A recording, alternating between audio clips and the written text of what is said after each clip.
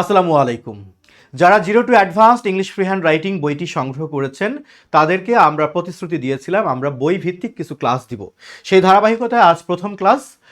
এই বইটি আমাদের zero two advanced English free hand writing বইটি কিভাবে অনুশীলন করবেন তার আমরা এমন কিছু গাইডলাইন দিব যেগুলো বলা যায় শতভাগ কার্যকরী। হ্যাঁ, গাইডলাইন কার্যকরী, এখন যদি আপনি অনুসরণ করতে পারেন তাহলে তো শতভাগ হবেই। আচ্ছা, সো আমরা চলে যাই আমাদের প্রথমে বইয়ের ইন্ডেক্স। আজকে আমি কি নিয়ে কথা বলবো?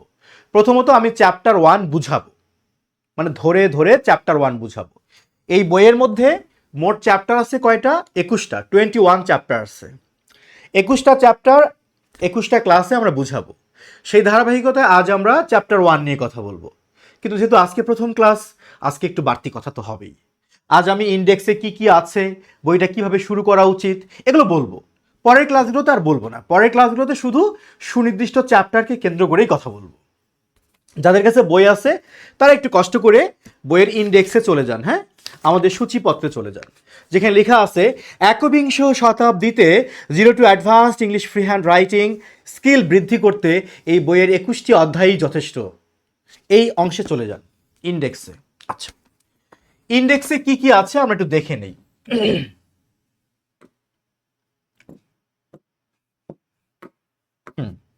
আমার ধারণা আপনারা নিশ্চয়ই ইন্ডেক্সে চলে গেছেন। এবার ছোট্ট একটা কথা শেয়ার করব। আপনাদের মধ্যে যারা এই মুহূর্তে আমাকে দেখছেন একটু কমেন্ট বক্সে ইয়েস লিখবেন। তারা যারা জীবনে একটি হলেও উপন্যাস পড়েছেন, কারা কারা আছেন এমন? কমেন্ট বক্সে প্লিজ ইয়েস লিখবেন। সম্ভব হলে উপন্যাসের নামও লিখতে পারেন। এমন কারা আছেন জীবনে একটি হলেও উপন্যাস পড়েছেন? এমন কারা? যারা আছেন তারা কমেন্টে একটু ইয়েস লিখুন। এটা ক্লাসেরই অংশ। একটু আমার কথাগুলো শুনবেন, নির্দেশনা মানবেন। আশা করি বই পড়ে ক্লাসগুলো করে আপনার রাইটিং স্কিল সমৃদ্ধ হবে ইনশাল্লাহ। যারা নোভেল পড়েছেন জীবনে একটি হলেও, তাদের কাছে আমার একটা ছোট্ট প্রশ্ন আছে। নোভেল কি কখনো এরকম করে পড়ে কেউ? প্রথম 2 পেজ পড়লাম, তারপরে 5 পেজ বাদ দিলাম, এরপরে আবার শুরু করলাম, এভাবে পড়ি? কখনোই না। কেন? কারণ এভাবে পড়লে আমি গল্পের মেইন থিম বুঝবো না, ধারাবাহিকতা নষ্ট হয়ে যাবে। রাইট? আমরা উপন্যাস পড়ি, প্রথম পেজ থেকে শুরু করে লাস্ট পেজ পর্যন্ত যাই, এবং আমরা শেষে অনেক সময় আফসোসও করি যে আরেকটু গল্প বড় হলে মনে হয় ভালো হতো। বিলিভ মি, আমি লেখক হিসেবে বলছি না, আবার লেখক হিসেবে বলতেই হয়, কারণ বইটা তো আমি লিখেছি, আমি জানি কি আছে। এটি kind of novel, a kind of novel. It's not merely a book, it's kind of novel. এক ধরনের উপন্যাস। এটা আমি জানি, কারণ আমি লিখেছি, আমি জানি তো। এটা এমন একটা উপন্যাস যা আপনি 2 পেজ মাঝখানে গ্যাপ দিলে পরের পেজে গিয়ে বুঝবেন না, বুঝতে অনেক কষ্ট হবে। তাহলে যদি এটা উপন্যাস হয় তাহলে বুঝতেই পারছেন আপনাকে চ্যাপ্টার 1 থেকে শুরু করে চ্যাপ্টার 21 পর্যন্ত ধারাবাহিকভাবে যেতে হবে। ধারাবাহিকতা নষ্ট করলেন তো আপনার অভিজ্ঞতা খারাপ হবে। এর জন্য আমি একদমই দায়ী না। আমার কি দায়ী হওয়া উচিত? একদমই না। সো আমরা চ্যাপ্টার 1-এ বইয়ের কি পেয়েছি? থ্যাংক ইউ, আপনারা কুইক রেসপন্স করতেছেন, ভালো লাগতেছে। যাদের ধৈর্য আছে আজকের ক্লাস তাদের জন্য, যাদের ধৈর্য নাই তাদের জন্য আজকের ক্লাস না। চ্যাপ্টার 1-এ লেখা আছে basics of writing. That means আমরা যে রাইটিং শুরু করব তার তো কিছু মৌলিক বিষয় আছে। একটা সেন্টেন্স আমি লিখব, সেন্টেন্সটার জন্য কি কি লাগে, উপাদান কি, সেটা জানতে হবে আমাকে। বাক্যের সাবজেক্ট কি, ভার্ব কাকে বলে, অবজেক্ট কি। যখন এগুলো আপনাকে আমি শেখার পরামর্শ দিব তখন আপনার মন আপনাকে বলতেই পারে, আরে সাবজেক্ট চেনো না, চেনো তুমি, দরকার নেই, বাদ দাও, পরে বেজে যাও। নো, প্লিজ, অনুরোধ করতেছি, এমন করা যাবে না। আপনি সাবজেক্টকে চিনলেও আবারও পড়বেন সাবজেক্ট কি। কারণ আমি বিশ্বাস করি যদি আপনি রাইটিংয়ে অনেক অনেক স্কিলড হয়ে থাকেন, সম্ভবত আমার বইটি আপনি সংগ্রহ করতেন না। হয়তো স্কিল বৃদ্ধি করার জন্যই আপনি কিনেছেন। সুতরাং আপনাকে প্রতিটা পেজ পড়তে হবে। সাবজেক্ট কি, ভার্ব কি, অবজেক্ট কি, কমপ্লিমেন্ট কি, অবজেক্ট আর কমপ্লিমেন্টের পার্থক্য কি, অ্যাডভার্বিয়াল কাকে বলে, অ্যাডভার্ব অফ ম্যানার কি, প্লেস কি, টাইম কি, রিজন কি, এটা বিস্তারিত আছে, আমি বুঝাবো, আজই বুঝাবো। তাহলে এটা হলো আমার বেসিক্স অফ রাইটিং। আমরা বেসিক্স অফ রাইটিংয়ে এখানে লেখা আছে সুন্দর করে দেখেন বইয়ে, ইংরেজিতে লিখতে গেলে প্রয়োজনীয় কিছু টুলস বা গ্রামার ইউজেসের ব্যবহার হয়। অস্বীকার করতে পারবেন? পারবেন না। বইটা রাইটিংয়ের, তাই বলে আমি গ্রামার স্কিপ করতে পারবো না ভাই, কারণ এখানে গ্রামার না জানলে আপনার সেন্টেন্স ইনকারেক্ট হবে। এখন বলতে পারেন যে রাইটিংয়ের জন্য কোন গ্রামারগুলো দরকার? সবই দরকার, কোনো কিছু বাদ দেওয়ার নেই। সবই কি আমি বইয়ে লিখতে পারবো? পারবো না, কারণ আমার বইটা তো গ্রামার না, আমার বইটা হচ্ছে রাইটিংয়ের বই। তবুও আমি বিবেকের তাড়না থেকে গ্রামারের যে পার্টগুলো না জানলেই নয় সেগুলো আমি যুক্ত করেছি। কি কি আপনাকে জানতে হবে? আপনাকে জানতে হবে কাউন্টেবল ডিটারমিনার এর ব্যবহার। সেন্টেন্সে আমরা কিভাবে few, a few, the few, very few, fewer, fewest, many, both, several এরকম কাউন্টেবল ডিটারমিনারগুলো ব্যবহার করব, তার একটা সুন্দর ব্যবহার আছে, অবশ্যই বাক্যে উদাহরণসহ। দেন আনকাউন্টেবল ডিটারমিনারের ব্যবহার, তারপর ডুয়াল ডিটারমিনারের ব্যবহার, এরপর আর্টিকেলের ব্যবহার। এটা পড়তে গিয়ে আপনি ভাবতে পারেন, আরে আর্টিকেল তো জানি আমি, ভাওয়েলের পূর্বে অ্যান বসে, কনসোনেন্টের পূর্বে এ বসে, আর যেখানে মনে হবে দি দিলে ভালো শোনায় সেখানে দি বসে। এটুকু দিয়ে হবে না, প্লিজ ডিটেলস জেনে নেবেন এখান থেকে। আচ্ছা, এবার আসেন সেন্টেন্সে কানেক্টরের ব্যবহার। আপনি যদি এখানে কানেক্টরের ব্যবহারটা প্রথম চ্যাপ্টার থেকে না শেখেন, তাহলে পরবর্তী চ্যাপ্টারে গিয়ে লং সেন্টেন্স তৈরি করতে গেলে আপনার জন্য কষ্ট হবে। সো কোনো চ্যাপ্টার বাদ দিয়ে পরের চ্যাপ্টারে যাওয়া যাবে না, না না না। প্রয়োজনে আপনি 21টা চ্যাপ্টার 21 মাসে পড়েন, সে তবু একটাও বাদ দেওয়া যাবে না। তাই বলে আবার ফাস্ট রিডার হয়ে 21টা চ্যাপ্টার 21 দিনে শেষ করেন না, তাহলে এই বই কিনে কোনো লাভ হবে না। এবার আসেন প্রেপোজিশনের বেসিক কিছু ব্যবহার, তারপর রিলেটিভ প্রোনাউনের ব্যবহার নিয়ে একটা ঝামেলা হয়, আমি সেটা আলোচনা করেছি এখানে। এগুলো হচ্ছে বেসিক্স অফ রাইটিং। আচ্ছা, এবার আসেন আমরা শুরু করলাম কি থেকে? চ্যাপ্টার 2তে আছে মেকিং সেন্টেন্স। আগে কি কি আছে এটা দেখে নেই। বেসিক্স অফ রাইটিং দিয়ে আমরা সেন্টেন্স শুরু করলাম। কোন সেন্টেন্স? Assertive two exclamatory. দেখবেন সেন্টেন্স কিন্তু সব মিলিয়ে 8 প্রকার, তাই না? অর্থ অনুসারে 5 প্রকার, অ্যাসার্টিভ, ইন্ট্রোগেটিভ, ইম্পারেটিভ, অপটেটিভ এবং এক্সক্লামেটরি। আর গঠন অনুসারে 3 প্রকার, সিম্পল, কমপ্লেক্স, কম্পাউন্ড। তাহলে 5 আর 3 কত হলো? 8। একবার ভাবেন তো, আপনাকে যদি কেউ এই 8টা সেন্টেন্স শিখিয়ে দেয়, আপনি যদি এই 8টা সেন্টেন্স নিজের মতো করে লিখতে পারেন, তাহলে আপনার রাইটিং স্কিল তো 50% সমৃদ্ধ হয়েই গেল। কারণ এই 8 সেন্টেন্সের বাইরে তো কোনো সেন্টেন্স হয় না ভাই। আপনি যদি জানেন কিভাবে অ্যাফার্মেটিভ সেন্টেন্স লিখতে হয়, কিভাবে নেগেটিভ লিখতে হয়, কিভাবে ইন্ট্রোগেটিভ লিখতে হয়, কিভাবে এক্সক্লামেটরি সেন্টেন্স প্রকাশ করতে হয়, কেমনে কমপ্লেক্স, কম্পাউন্ড, সিম্পল হয়, তাহলে আপনার রাইটিংয়ে ভ্যারিয়েশন চলে আসবে, লেখার মধ্যে ভিন্নতা আসবে। আর ভিন্নতাই হচ্ছে আনন্দের উৎস, অর্থাৎ variety is the soul of pleasure. So লেখার মধ্যে ভিন্নতা থাকতে হবে। সব আপনি কমপ্লেক্স সেন্টেন্সে লিখছেন, লেখা ভালো হবে না। Simple, complex, compound, interrogative, imperative, exclamatory, এই যে নানান রকম ব্যবহার দিয়ে আপনার লেখার সৌন্দর্য বাড়াতে হয়। সো অ্যাসার্টিভ থেকে এক্সক্লামেটরি সেন্টেন্স, এখানে কি লেখা আছে? The art of making assertive sentence. কিভাবে অ্যাসার্টিভ সেন্টেন্স তৈরি করতে হয় আগাগোড়া দেখানো আছে, আমি দেখিয়ে দিব। হ্যাঁ, এটা আপনাকে সময় নিয়ে, ধৈর্য নিয়ে পড়তে হবে। এভাবে ইন্ট্রোগেটিভ, ইম্পারেটিভ, অপটেটিভ এবং এক্সক্লামেটরি সেন্টেন্স। আচ্ছা, তারপর লক্ষ্য করেন আমরা দেখতেছি লেখা আছে uses of different forms of verb in sentence. অর্থাৎ একটা ভার্বকে আমরা কখনো প্রেজেন্ট মুডে ব্যবহার করি, কখনো পাস্ট মুডে ব্যবহার করি, কখনো পাস্ট পার্টিসিপল মুডে ব্যবহার করি, কখনো পারফেক্ট পার্টিসিপল মুডে ব্যবহার করি। এটা আপনাকে শিখতে হবে। বলতে পারেন এটা এখনই কেন শিখবো? আপনাকে যে আমি সেন্টেন্স বোঝানোর জন্য কিছু এক্সাম্পল দিব, সেখানে অ্যাটলিস্ট তো আপনাকে কিছু ভার্ব ভান্ডারে রাখতে হবে, তাই এই ব্যবহারটা আমি এখানেই রেখেছি। আচ্ছা, এরপরে আমরা আসবো বাক্যে বিভিন্ন ধরনের ভার্বের ব্যবহার।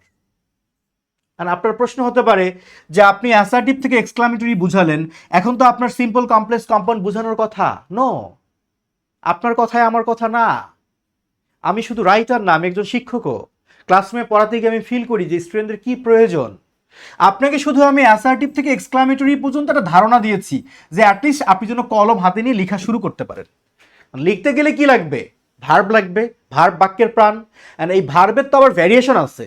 ভার্বটা আপনি কখনো ডু লিখতেছেন প্রেজেন্ট হিসেবে, কখনো আপনি পাস্ট করতেছেন ডিড, কখনো আপনি পাস্ট পার্টিসিপল করতেছেন ডান, কখনো আপনি প্রেজেন্ট পার্টিসিপল করতেছেন ডুইং, কখনো আপনি লিখতেছেন টু ডু। সো কখন আপনি টু ডু লিখবেন, কখন ডুইং, কখন ডান, কখন ডিন, এ তো জানতে হবে। এই জানার জন্যই আপনাকে শিখতে হবে use of infinitive, use of gerund, use of participle, জানতে হবে মডাল ভার্বের ব্যবহার, জানতে হবে conjugation of verbs, strong verb, weak verbs. এগুলো আমি আমার বইয়ের চ্যাপ্টার 3-তে রেখেছি। রীতিমতো একদম অনুরোধ করব, প্রয়োজনে হাতে পায়ে ধরে হলেও অনুরোধ করব, একটা চ্যাপ্টার স্কিপ করে আরেকটা চ্যাপ্টারে যাবেন না। আপনি যত অ্যাডভান্স লার্নার হন না কেন, নিশ্চিত থাকেন আপনার রাইটিং শেখা সার্থক হবে না হয়তো। আমি মোটামুটি নিশ্চিত। এই চ্যাপ্টার 3 বাদ দিয়ে আপনি 4-এ যাবেন না।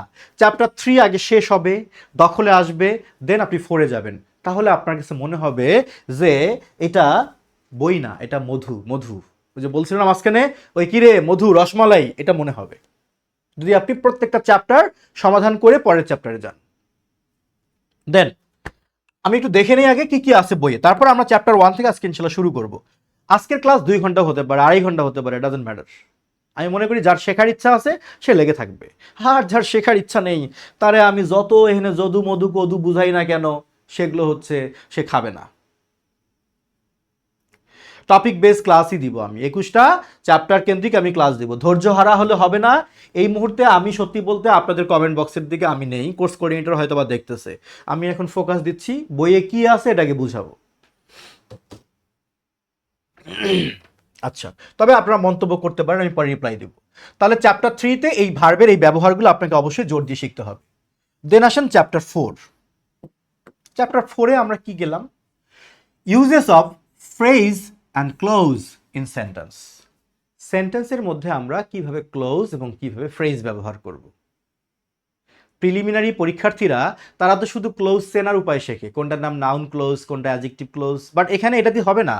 আপনাকে নাউন ক্লোজ তৈরি করা শিখতে হবে। কেন শিখতে হবে? কেন শিখতে হবে? আচ্ছা, আমি একটা মজার বিষয় বলি আপনাকে। দেখেন, আমি যদি বলি যে he is an honest man, সে একজন সৎ লোক। আচ্ছা, তারপর আমি বললাম it is known to me, এটা আমার জানা আছে। এখানে সেন্টেন্স হলো কয়টা? দুইটা সেন্টেন্স হলো। এখন আপনি যদি ক্লোজের ব্যবহার শিখতে পারেন, আপনি যদি কিভাবে নাউন ক্লোজ লিখতে হয় তা যদি জানেন, তাহলে আপনার কিন্তু 2টা বাক্য লিখতে হবে না, বাক্য একটা হয়ে যাবে।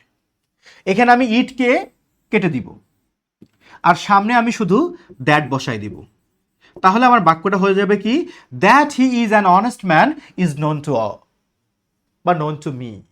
That he is an honest man is known to me, সে একজন সৎ লোক, সেটা আমার জানা আছে। এই যে আমি ইটকে কেটে দিয়ে, ইট তো সাবজেক্ট ছিল বাক্যের, ইটকে কেটে দিয়ে সাবজেক্ট হিসেবে এই যে আস্ত একটা ক্লোজকে ব্যবহার করলাম, এই ক্লোজটাই কিন্তু নাউন ক্লোজ। এখন যদি আপনি আমার 0 to advanced English free hand writing এই বইটি থেকে কিভাবে নাউন ক্লোজকে সেন্টেন্সে প্রয়োগ করতে হয় সেটা যদি আপনি নিজে শিখতে পারেন, তাহলে আপনি কেন এই ছোট ছোট বাক্য লিখতে যাবেন? আপনার তো এমনি লং সেন্টেন্স হয়ে যাবে। তো যখন আমি লিখলাম that he is an honest man is known to all, এখন যদি প্রশ্ন করি এটা কোন ধরনের সেন্টেন্স, সিম্পল, কমপ্লেক্স না কম্পাউন্ড? এটা কিন্তু কমপ্লেক্স সেন্টেন্স। তার মানে বুঝতেই পারছেন, আমার কমপ্লেক্স সেন্টেন্স শেখার আগে আমাকে ক্লোজের ব্যবহার শিখতে হবে। কারণ ক্লোজ মানে বাক্য অংশ, বাক্য অংশ কিভাবে প্রয়োগ করতে হয় সেটা শেখার পর না আমি বাক্যে যাব। এই জন্য আমি আগে বইয়ের চ্যাপ্টার 4-এ ফ্রেজ এবং ক্লোজের প্রয়োগ কিভাবে করতে হয় সেটা আলোচনা করেছি। এটা আপনাকে আগে শিখতে হবে। এইটা যদি আপনি খুব ভালোভাবে দখলে আনতে পারেন, আমি নিশ্চিত বই যদি আপনি মনোযোগ দিয়ে পড়েন, আপনাকে কারো হেল্প লাগবে না, আপনি নিজেই বুঝবেন। বই কথা বলবে আপনার সাথে। যারা বইটা পড়েছেন কিছু পেজ, তারা হয়তো মন্তব্য করবেন যে বই আসলেই কথা বলে। অ্যাটলিস্ট আমার এই বইটা কথা বলে। আপনি খেয়াল করে যে পড়ে দেখেন, মাঝে মাঝে আপনার সাথে আমি প্রশ্ন জিজ্ঞেস করছি, কি বুঝলেন তো এবার? আপনি ওই সময় ঠিকই বলবেন যে হ্যাঁ বুঝেছি। সো এই ক্লোজ আর ফ্রেজের প্রয়োগগুলো আপনি আগে শিখে নেবেন। দেন আপনার সময় এসেছে এবার সেন্টেন্স ধরার। সিম্পল, কমপ্লেক্স, কম্পাউন্ড সেন্টেন্স আমরা কিভাবে তৈরি করব। সারা জীবন তো গেছে ট্রান্সফরমেশন অফ সেন্টেন্সের নিয়ম মুখস্থ করতে করতে। বাস্তবতা হলো এই ঘোড়ার ডিম দিয়ে রাইটিংয়ে কোনো কাজই আসে না। সরি টু সে, ঘোড়ার ডিমই বললাম। এটা দিয়ে সেন্টেন্স মেকিংয়ে কাজে আসে না, শুধু এমসিকিউ সলভ করা যায়। এই বই থেকে আপনি শেখেন কিভাবে কমপ্লেক্স সেন্টেন্স তৈরি করবেন, কম্পাউন্ড সিম্পল কেমন তৈরি করবেন। তবে চ্যাপ্টার 4 বাদ দিয়ে আপনি 5-এ আসলে নিশ্চিত থাকেন আপনার কাছে এটা ফালতু বই মনে হবে। এটা মনে হবে পৃথিবীর সবচেয়ে ফালতু বই এটা। কখন? যদি আপনি চ্যাপ্টার 4 বাদ দিয়ে 5-এ আসেন। এর দোষ কি আমার? একদমই না। আপনার হতে পারে, আপনারই দোষ। কেন আপনি স্কিপ করছেন কেন? তাহলে আমরা এখানে সিম্পল, কমপ্লেক্স, কম্পাউন্ডের ব্যবহার শুধু শিখবো না, আমরা নাউন ক্লোজ দিয়ে আমি কিভাবে কমপ্লেক্স সেন্টেন্স করতে পারবো, অ্যাডজেক্টিভ ক্লোজ দিয়ে কিভাবে কমপ্লেক্স সেন্টেন্স করব, আর অ্যাডভার্বিয়াল ক্লোজ দিয়ে কিভাবে কমপ্লেক্স সেন্টেন্স করব, ভাই আলাদা আলাদা করে আপনাকে বুঝাই দিচ্ছি। চ্যাপ্টার 5 হচ্ছে আমার সেন্টেন্সের। দেন বইয়ের চ্যাপ্টার 6-এ যান, মানে সূচিপত্র আগে দেখে নেন। আমি অবশ্যই চ্যাপ্টার 1 ধরে আজকে পড়াবো। যারা পরে জয়েন করছেন তাদেরকে বলি, আগে আমি বইয়ে কি কি আছে এটা বোঝাচ্ছি, এটা আপনার বোঝা দরকার। তারপর আমরা আজকে চ্যাপ্টার 1 থেকে শুরু করবো আলোচনা। চ্যাপ্টার 6-এ আছে টেন্স অ্যান্ড কন্ডিশনালস। টেন্স কয়টা? 12টা। এই 12টি টেন্সের প্রয়োগ যদি আপনি ঠিকঠাকভাবে শিখতে পারেন, that means if you can learn the applied method of 12 tenses,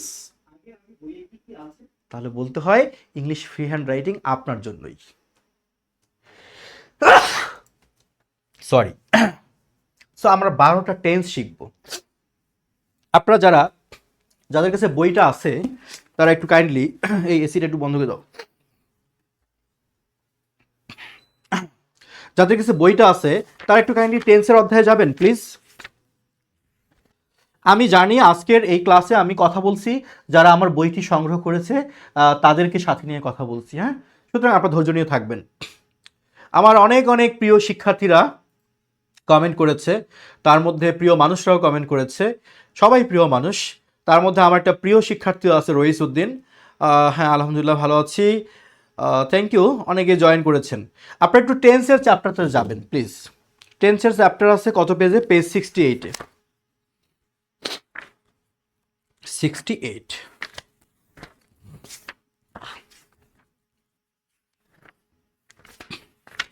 না, নাকি 98 মনে হয় না টেন্সের চ্যাপ্টারটা,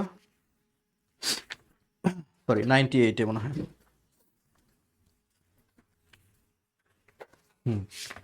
98-এ চ্যাপ্টারে গিয়ে আমি কেন বললাম যে এটা বই না উপন্যাস, আগে একটু বোঝেন।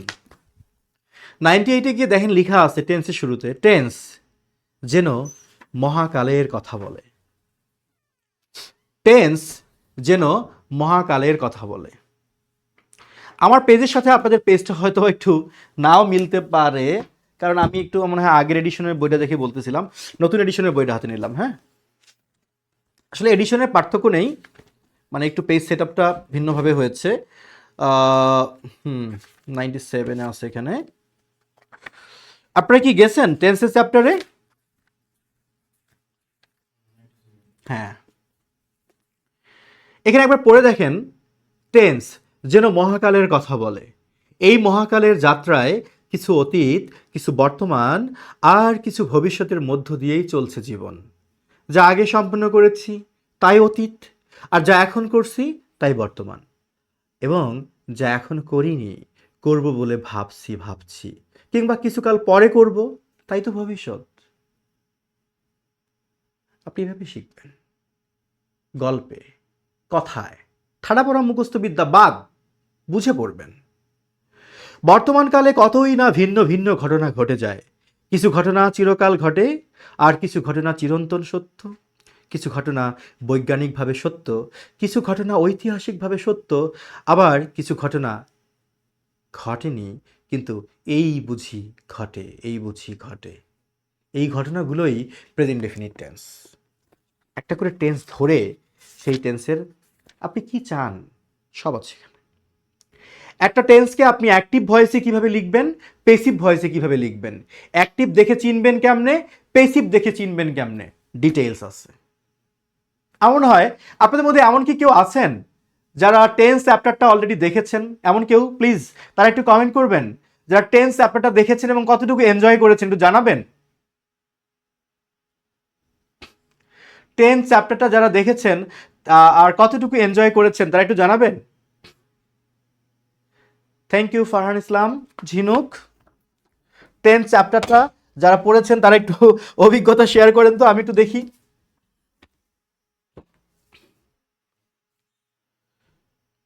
ওরে আমার সেই জামালপুরের স্টুডেন্টও আছে।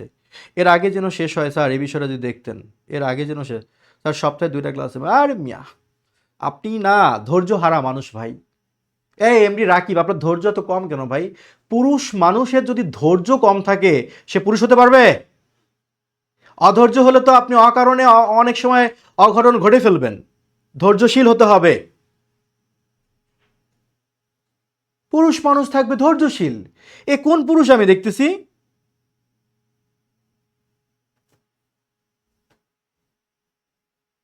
অনেক ভালো।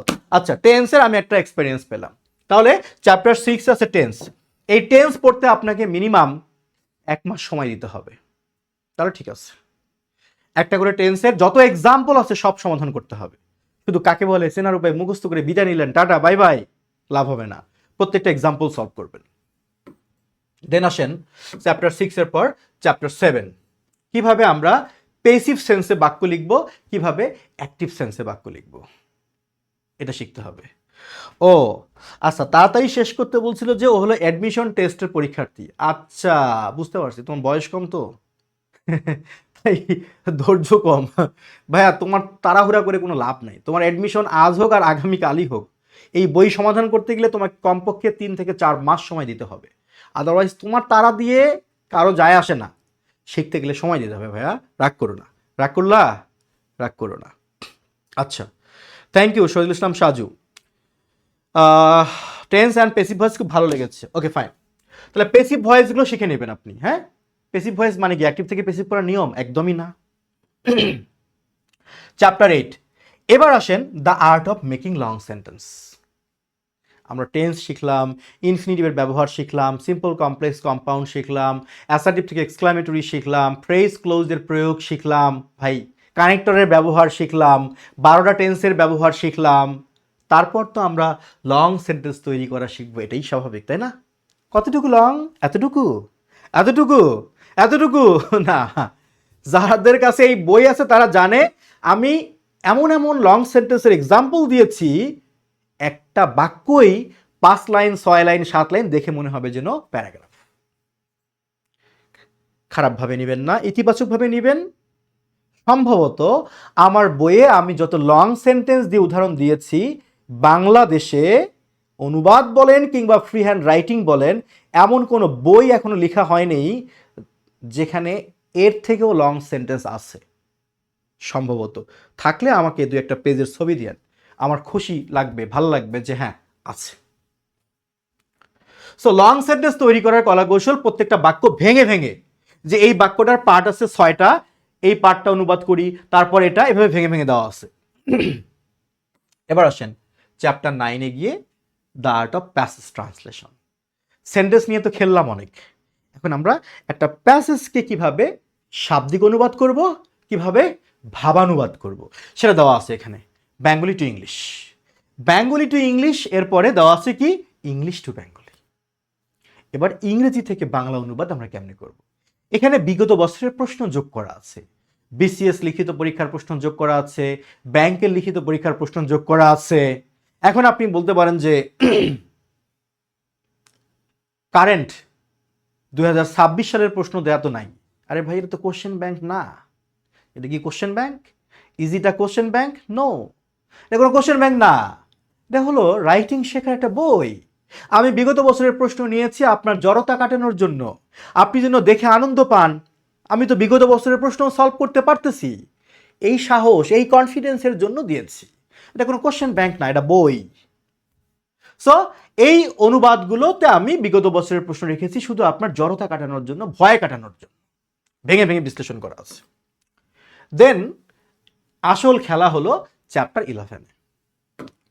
এবার আপনাদের কাছে আমার একটা চাওয়া আছে, আপনি প্রতিদিন যেই চ্যাপ্টারই পড়েন না কেন কোনো সমস্যা নেই, ধারাবাহিকভাবে পড়তে থাকেন, বাট প্রতিদিন আধা ঘন্টা করে হলেও আপনি চ্যাপ্টার 11-এ গিয়ে ভোকাবুলারিগুলো শিখবেন।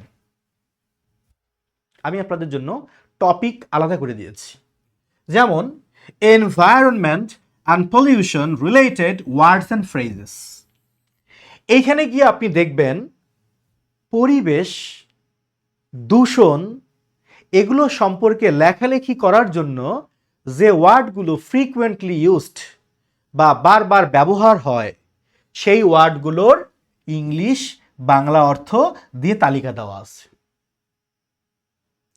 আবার এই ওয়ার্ডগুলো পড়লে যেন আপনার মনে থাকে, এই জন্য এই ওয়ার্ডগুলো ব্যবহার করে নিচে একটা অনুবাদ দেওয়া আছে, সেই অনুবাদের অনুশীলনও দেওয়া আছে। তাহলে যদি আপনি এই ওয়ার্ডগুলো পড়ে নিচের অনুবাদটা প্র্যাকটিস করেন, মানে যদি প্রয়োগ করেন ওয়ার্ডগুলোকে, তাহলে আপনার এটা মনে রাখার চান্স বা সম্ভাবনা বেশি। স্যার, ভোকাবুলারি শেখার কি আর কোনো শর্টকাট মেথড নাই? দুনিয়াতে এমন কেউ আবিষ্কার হয় নাই কোনো শর্টকাট উপায় দিয়ে আপনাকে ভোকাব শেখাবে। যাই বলেন, ছন্দ মন্দ ফন্দ, দিন শেষে আপনাকে লেখার মধ্য দিয়ে নতুন ওয়ার্ড মাথায় ঢোকাতে হবে। এটাই বাস্তব, এটাই বাস্তব। ছন্দ ফন্দ দিয়ে ওয়ার্ড শেখা যায় না ভাই, হুদাই। কয়টা ওয়ার্ড শিখবেন আপনি? একটা ওয়ার্ডের জন্য একটা করে ছন্দ। জীবন তো নাকি যৌবন শেষ হয়ে যাবে, ওয়ার্ড শেষ হবে না। বরং নতুন ওয়ার্ড শিখবেন, সেন্টেন্সে প্রয়োগ। আমি সেই কাজটা এখানে করেছি। এভাবে আপনাকে টপিক বেস যদি আপনি ওয়ার্ডগুলো পড়েন, তাহলে এই টপিক সম্পর্কে আপনি যখন বানিয়ে বানিয়ে লিখতে যাবেন, তখন আপনাকে ওয়ার্ডের জন্য কারো কাছে হাত পাততে হবে না। আর যারা বলেন ভোকাবুলারি মনে থাকে না, আমি বিশ্বাস করি না। আপনি নিজেকে একবার প্রশ্ন করেন তো, এই জীবনে ইংলিশ গ্রামার পড়েছেন কত ঘন্টা আর ভোকাবুলারি শিখেছেন কত ঘন্টা? Ask yourself. উত্তর আছে? উত্তর নাই। আপনি সারা জীবন গ্রামারই পড়ছেন, ভোকাব পড়েনই নাই, তো মনে থাকবে কই থেকে? মনে থাকবে না তো। সো পড়া শুরু করেন এবং অপটিমিস্টিক হন, ইতিবাচক হন, যে হ্যাঁ পড়বো, আমি এটা প্রয়োগ করবো, ইনশাল্লাহ মনে থাকবে। দেখবেন মনে থাকবে। পড়ি না, শুধু পাইছি এটা স্লোগান, পড়ি মনে থাকে না। ভাই তুমি পড়োই না, মনে থাকবে কই থেকে? একদিন পড়লে হবে? প্রতিদিন দেখতে হবে। তো চ্যাপ্টার 11-এ বা 11 নাম্বার চ্যাপ্টারে এই বিভিন্ন টপিক বেস ওয়ার্ডগুলো আপনাকে ডে বাই ডে, এটা প্রতিদিন আপনাকে শিখতে হবে। আজকে থেকে শুরু করে প্রতিদিন শিখতে হবে। দেন চ্যাপ্টার, এভাবে দেখেন কতগুলো টপিক আছে। হ্যাঁ, আপনি এই জীবনে এই টপিকের বাইরে আর কি লিখবেন ভাই? আপনি কোন বিষয়ে লিখতে চান আমাকে বলেন, সেই টপিক এখানে আছে। বিজ্ঞানী লিখতে চান, আপনি এয়ারক্রাফট ইঞ্জিনিয়ার, সেই এয়ারক্রাফট ইঞ্জিনিয়ারিং লিখতে চান, সেই ওয়ার্ডগুলো এখানে আছে। আপনি কি পরিবেশবিদ, আপনার পরিবেশ নিয়ে ওয়ার্ড আছে। আপনি কি সমুদ্র অর্থনীতির লেখালেখি করেন, সেই ওয়ার্ডও এখানে আছে। এই জীবনে যে টপিকগুলো নিয়ে আমরা ঘাটাঘাটি করি, আমি চেষ্টা করেছি, মানুষ তো, আমার একটা লিমিটেশন আছে, আমার জায়গা থেকে আমি চেষ্টা করছি তার প্রত্যেকটা গুরুত্বপূর্ণ টপিককে কেন্দ্র করে টপিক বেস ভোকাবুলারি রাখার, যেন আমার যারা পাঠক আছে তারা এই ওয়ার্ডগুলো পড়লে যেন ওয়ার্ডের জন্য কারো কাছে ভিক্ষা টিক্ষা না করতে হয়। মজা করে বললাম আর কি। ভিক্ষা কেমন করি, মানে যখন লিখতে চাই, এটা ইংলিশ কি লিখবো, যেন এটাই ভিক্ষা, এটা যেন না করতে হয়। এই জন্য আমি সম্ভাব্য গুরুত্বপূর্ণ সকল টপিক ভিত্তিক ওয়ার্ড এবং সেগুলো অনুশীলন দিয়েছি। আচ্ছা, একজন বলছে উচ্চারণের সমস্যা হয়, উচ্চারণ জাহান্নামে যাক। এই মুহূর্তে আপনি যখন রাইটিং শিখতেছেন, উচ্চারণে যদি সমস্যা হয়, বা উচ্চারণ বাদ দেন, আপনাকে লেখা শেখেন। এরপর উচ্চারণের জন্য আলাদা করে আপনি ফোনেটিক্স শিখে নেবেন, কোনো সমস্যা নেই। সো ওয়ার্ড ফ্রেজের পর এবার আসেন চ্যাপ্টার 12, 12 নাম্বার চ্যাপ্টারে কি আছে? Strategies for reading comprehension. আপনার রাইটিং স্কিল সমৃদ্ধ করলেন, রিডিং স্কিল সমৃদ্ধ করবেন না? পত্রিকা তো পড়তে চান, তো রিডিং স্কিল তো আগে সমৃদ্ধ করতে হবে। তো একটা কম্প্রিহেনশন পড়ে বুঝে তার থিম আপনি কিভাবে লিখবেন, এই সম্পর্কিত বিস্তারিত ব্যাখ্যা এখানে লেখা আছে।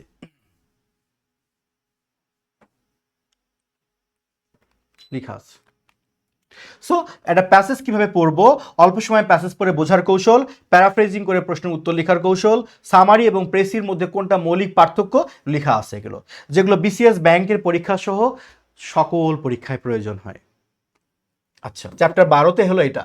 তারপর সামারি লেখার কৌশল, প্রেসি লেখার কৌশল, বিসিএস লিখিত পরীক্ষায় প্যাসেজের ব্যাখ্যা সহ সমাধান, ব্যাংকে লিখিত পরীক্ষার প্যাসেজের ব্যাখ্যা সহ সমাধান এবং কিছু মডেল প্যাসেজ দেওয়া আছে অনুশীলনের জন্য। এগুলো সলভ করে আপনার রিডিং স্কিল বাড়বে। একজন আমাকে কমেন্ট করেছে, মন্তব্য করেছে, লিখেছে, স্যার আপনার স্টুডেন্ট হয়েও কমিশন পেলাম না বইয়ে। ভাইয়া এটা গল্প শোনাই। আমার ডিপার্টমেন্টের টিচার একটা বই লিখেছিল, তার বইয়ের মোড়ক উন্মোচনে আমাকে দাওয়াত দিয়েছিল, খাওয়ার জন্য না, বইয়ের মোড়ক উন্মোচন করবে, আমরা যাব। বইটার দাম যা তার থেকে 6 গুণ বেশি টাকা তাকে উপহার দিয়ে আসছি।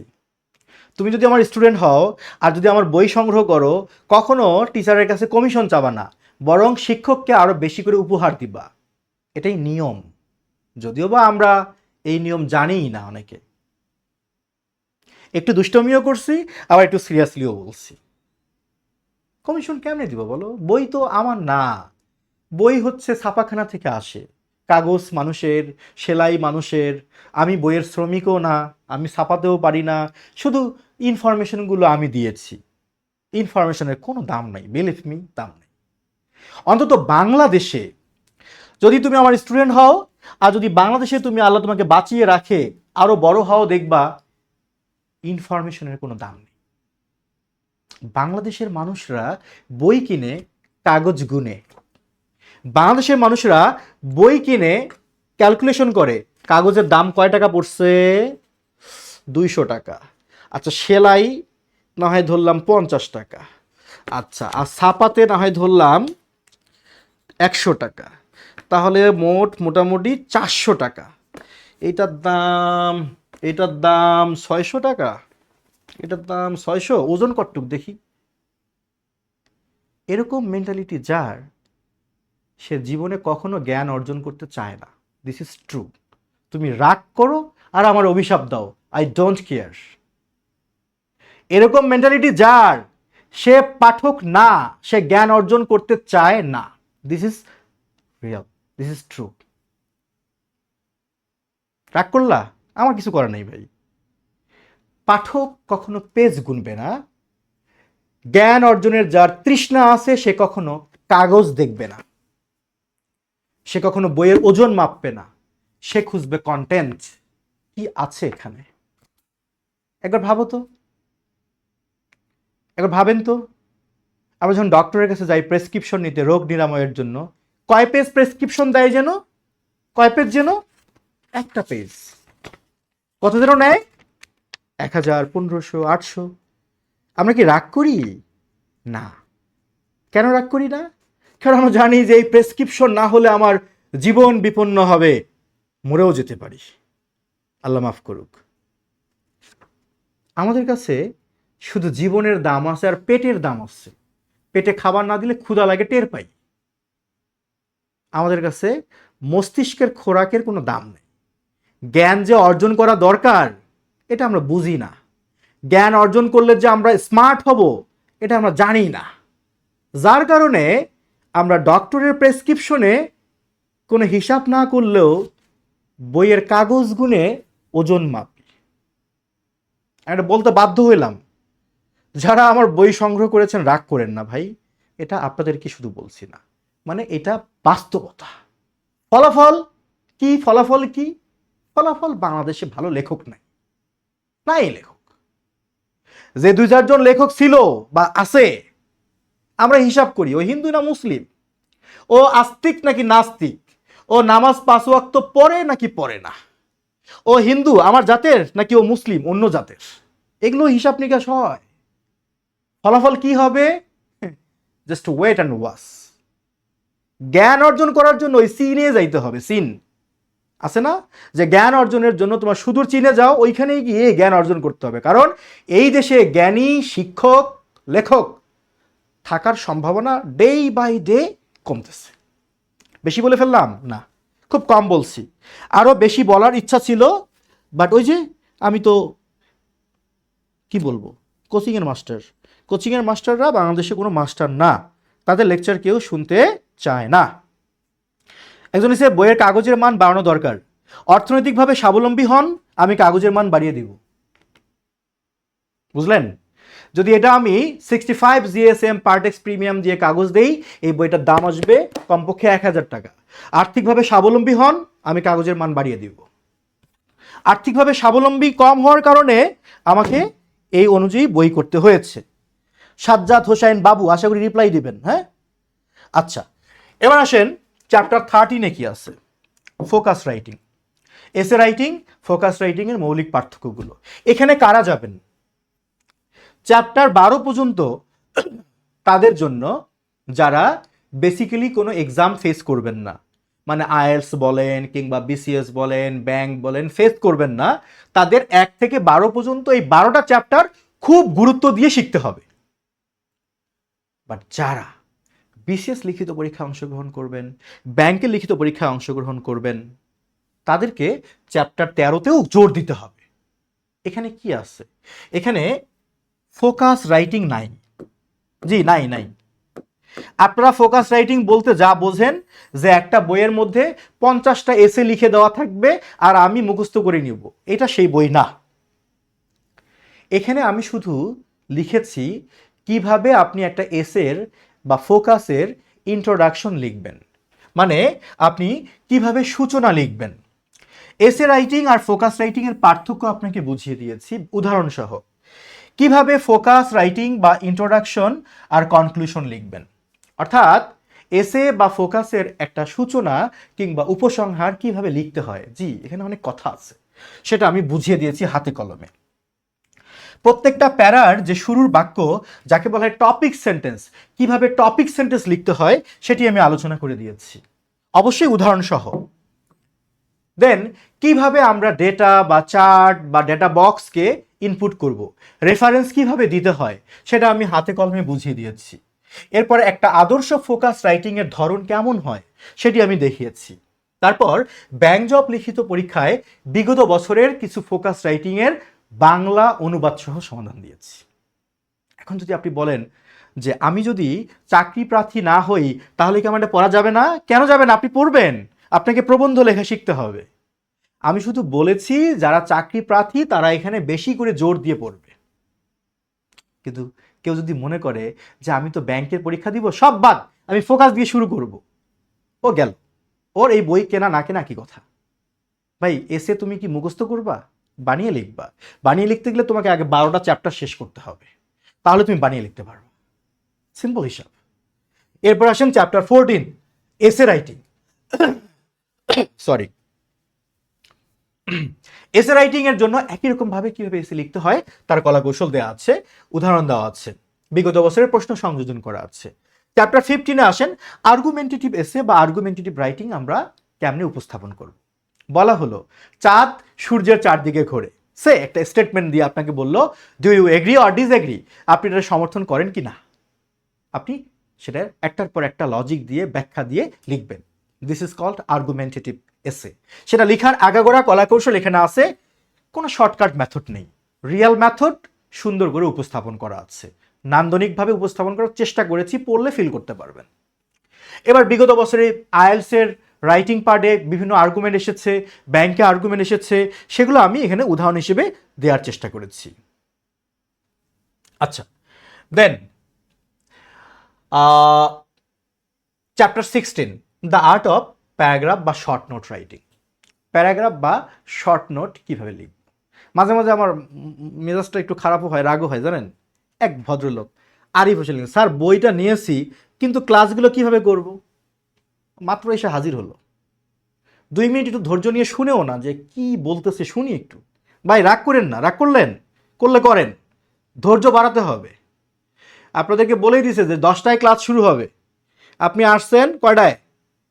10:50। আইসা প্রশ্ন করছেন কীভাবে পড়বো, আপনি কি বুঝবেন? কিছুই বুঝবেন না। আবার কালকে ক্লাস দেখে নিন। আচ্ছা, থ্যাংক ইউ শহীদুল ইসলাম সাজু। আচ্ছা, এবার আসেন আমরা চ্যাপ্টার 16-তে প্যারাগ্রাফ রাইটিং। তার মানে যারা জব সিকার বা একটু বড়, তাদের এটা না দেখলেও চলবে। এটা আমি লিখেছি কেন? কারণ আমার বইটা সবার জন্য, বিশেষ করে যারা ক্লাস 6, 7, 8, 9-এ পড়ে তাদের কাছে এই বই থাকলে তারা এটা ভালো করে দেখবে, বুঝবে। আচ্ছা, চ্যাপ্টার 17-এ letter application, feature writing. Letter application অনেকের লাগবে না, কিন্তু বিসিএস লিখিত পরীক্ষায় ফিচার রাইটিং আসে। লেটার টু এডিটরের মধ্যে একটা পার্ট থাকে ফিচার। ফিচার আর রিপোর্টের মধ্যে পার্থক্য আছে। সাংবাদিকদের প্রতিবেদন আর আপনি লিখবেন ফিচার, দুইটা শুনতে একরকম মনে হলো, দুইটা পুরা ভিন্ন বিষয়। সাংবাদিকদের প্রতিবেদনে বাড়িয়ে কিছু লেখার সুযোগ থাকে না, যা ঘটনা তাই সত্য, তাই লিখতে হয়। আর ফিচারের ক্ষেত্রে সাধারণ একটা তথ্যকে নান্দনিকভাবে উপস্থাপন করতে হয় কিভাবে, সেই কলাকৌশলগুলো শেখা অবশ্যই জরুরি। আমি আমার সাধ্যমতো এখানে বোঝানোর চেষ্টা করেছি। আচ্ছা, চ্যাপ্টার 17-এর পরে chapter 18, the art of report writing. আপনি প্রতিবেদন লিখবেন কিভাবে, আপনি ইংরেজি পত্রিকায় কাজ করতে চান, আপনি রিপোর্ট কিভাবে লিখবেন, উপস্থাপন করবেন। আমি চেষ্টা করেছি আমার সাধারণ ধারণার থেকে লেখার জন্য। সাধারণ কেন বললাম? কারণ আমি কোনো জার্নালিস্ট না। আমি শুধু রিপোর্টের যে ভাষার মান কেমন হবে বোঝানোর চেষ্টা করছি, কিন্তু একটা আদর্শ রিপোর্ট কিভাবে পত্রিকায় স্থান পায় সেটা সম্ভবত আমার থেকে কোনো সিনিয়র জার্নালিস্ট খুব ভালো বলতে পারবেন। আচ্ছা, chapter 19, the art of dialogue writing. সংলাপ কিভাবে লিখতে হয় তার কৌশল দেওয়া আছে। Chapter 20, the art of story writing or completing story. Chapter 21, the art of reading English newspaper. Right, এইটা অনেকের ড্রিম যে আমি ইংলিশ নিউজ পেপার হাতে নিব, সে আমার হাতে একটা ইংলিশ নিউজ পেপার থাকবে, আমি বাসে যাব, রিকশায় যাব, লাইব্রেরিতে বসবো, আমি এরকম করে নিউজ পেপার নিয়ে পড়তেই থাকব। হয়তো সত্যি, হয়তো সত্যি না, কেউ কেউ হয়তো এমন আছে বা হয়তো নেই, একটা ইংলিশ পত্রিকা নিয়ে বসে পড়ে। এদিকে তার ভেতর দিয়ে চোখ দিয়ে কান্না চলে আসে, ইস আমি তো বুঝি না এখানে কি আছে, আমি তো জানি না, কিন্তু একটা পত্রিকা নিয়ে আসে। কেন? তার স্বপ্ন, সে একসময় পত্রিকা পড়ে বুঝবে। Bro, I can feel you. আর সেই অনুভূতির জায়গা থেকে আমি বইয়ে এই পার্টটা রেখেছি, কিভাবে ইংলিশ নিউজ পেপার পড়তে হয় এবং সেই পড়ার জ্ঞানকে কাজে লাগাতে হয়। ধৈর্য না থাকলে এই টপিকে হাত দেওয়ার দরকার নেই। এখানে আমি সুন্দর করে ব্যাখ্যা করেছি, আমি একটা আর্টিকেল সিলেকশন করার পর আমার সেখানে কি কি কাজ থাকবে, সেই ধারাবাহিকতা যদি আপনি মেনটেন করতে পারেন তাহলে বেশি না, বই থেকে এই জ্ঞানটুকু নেওয়ার পর আপনি যদি 2 থেকে 3টা মাস এরকমভাবে নিউজ পেপার পড়ার প্র্যাকটিস করেন, আশা করি আপনার বাংলা পত্রিকা পড়তে ভাল লাগবে না, আপনি ইংলিশ পত্রিকার মধ্যে মজা পাবেন। দ্যাট মিনস আপনি বাংলাকে অবজ্ঞা করবেন তা বলছি না, মানে আমি বলতে চাচ্ছি বাংলা পত্রিকা পড়ার আপনার ইচ্ছা হবে না, কারণ আপনি ইংলিশ পত্রিকায় ভালো বুঝেন। সময় কিন্তু কমপক্ষে 2 থেকে 3 মাস এই স্টাইলে আমি এখানে যা বর্ণনা করেছি এইভাবে আপনাকে পড়তে হবে। ধৈর্য আছে থাকলে উইনার, না থাকলে তো আপনি জানেন কি। এই হলো 21টা চ্যাপ্টার। সো এই বইটা 21টা চ্যাপ্টারে কি কি আছে আমি বুঝাইলাম। এখন আমরা একটা করে চ্যাপ্টার ধরবো আর আলোচনায় যাব। চলুন শুরু করি। আচ্ছা, আমি যতক্ষণ ধরে এই বকবকটুকু করতেছি ততক্ষণে হয়তো অনেকে লিভ নিয়ে ফেলছে, ভাবছে এগুলো শুনে আমি কি করব, যেদিন ক্লাস নেবে ওই দিন যাবো। ভাই এটাই ক্লাস, ভাই ক্লাসের অংশ এটা। ভাই আরিফ হোসেন, আপনি মন কষ্ট নিয়েন না, মানে ক্ষমা করার কিছু নেই, আপনি লেট করছেন, আপনাকে পরে আবার দেখে নিতে হবে। জুনাকি একটা নীলা, থ্যাংক ইউ সো মাচ। আচ্ছা, eagerly waiting, looking forward to the publication of your English grammar book. ভাই গ্রামার বইটার কাজ শেষ হয়নি, প্রায় এখনও চলছে। হ্যাঁ, আমি হলাম এমন একটা মানুষ, একটু খুব খুঁতখুঁতে স্বভাবের। আমি যখন বাইরে থেকে রুমে ঢুকি, আমার প্রথম কাজ হলো রুমে ঢুকেই আগে ঝাড়ুটা হাতে নিয়ে আমি ফ্লোর ঝাড়ু দেই, যত পরিষ্কার থাক আগে ঝাড়ু দেই, তারপর আমি বলা যায় ড্রেস চেঞ্জ করি। মানে আমার কাছে মনে হয় যে এলোমেলো থাকলেই মেজাজ খারাপ হয়ে যায়, যদিও আমার আল্লাহ বানাই দিছে কালাকুলা করে, ব্যাপার না, কিন্তু এলোমেলো দেখতে পছন্দ করি না। সো আমার গ্রামার বইটা একটু টাইম লাগতেছে, কেন বই লেখা কিন্তু অনেক আগে শেষ। আমি পেজ সেট আপ করতেছি, কোথায় কোনটা দিলে পাঠকের বুঝতে সুবিধা হবে সেটা দেখতেছি, একটু টাইম লাগতেছে। আশা করি আর 1 মাসের মধ্যে হয়ে যাবে ইনশাল্লাহ, বাজারে পেয়ে যাবেন। আর ইংলিশ গ্রামার বইটা নিয়ে আমি একটু টেনশনে আছি, বড় বই তো, কজন যে কিনবে আল্লাহই জানে। আর আমার বই কিন্তু কোশ্চেন ব্যাংক না, কোশ্চেন ব্যাংক না, মানে যারা মনে করবেন যে আমি বিসিএস পরীক্ষার্থী বিগত বছরের প্রশ্ন সারা পড়া মুখস্থ করব, তার জন্য আমার বই না। আমার বই তার জন্য যে চায় এই বই পড়ে আমি দুনিয়ার যে প্রশ্নই আসুক যেন আমি ব্যাখ্যা সহ সমাধান করতে পারি, তার জন্য আমার বই। কমন পাওয়ার জন্য আমার বই না, আনকমন প্রশ্ন সলভ করার জন্য আমার বই। মানে বেসিক টু অ্যাডভান্স শিখতে পারবেন। আচ্ছা চলেন চ্যাপ্টার 1-এ যাই। কি আছে? Basics of writing.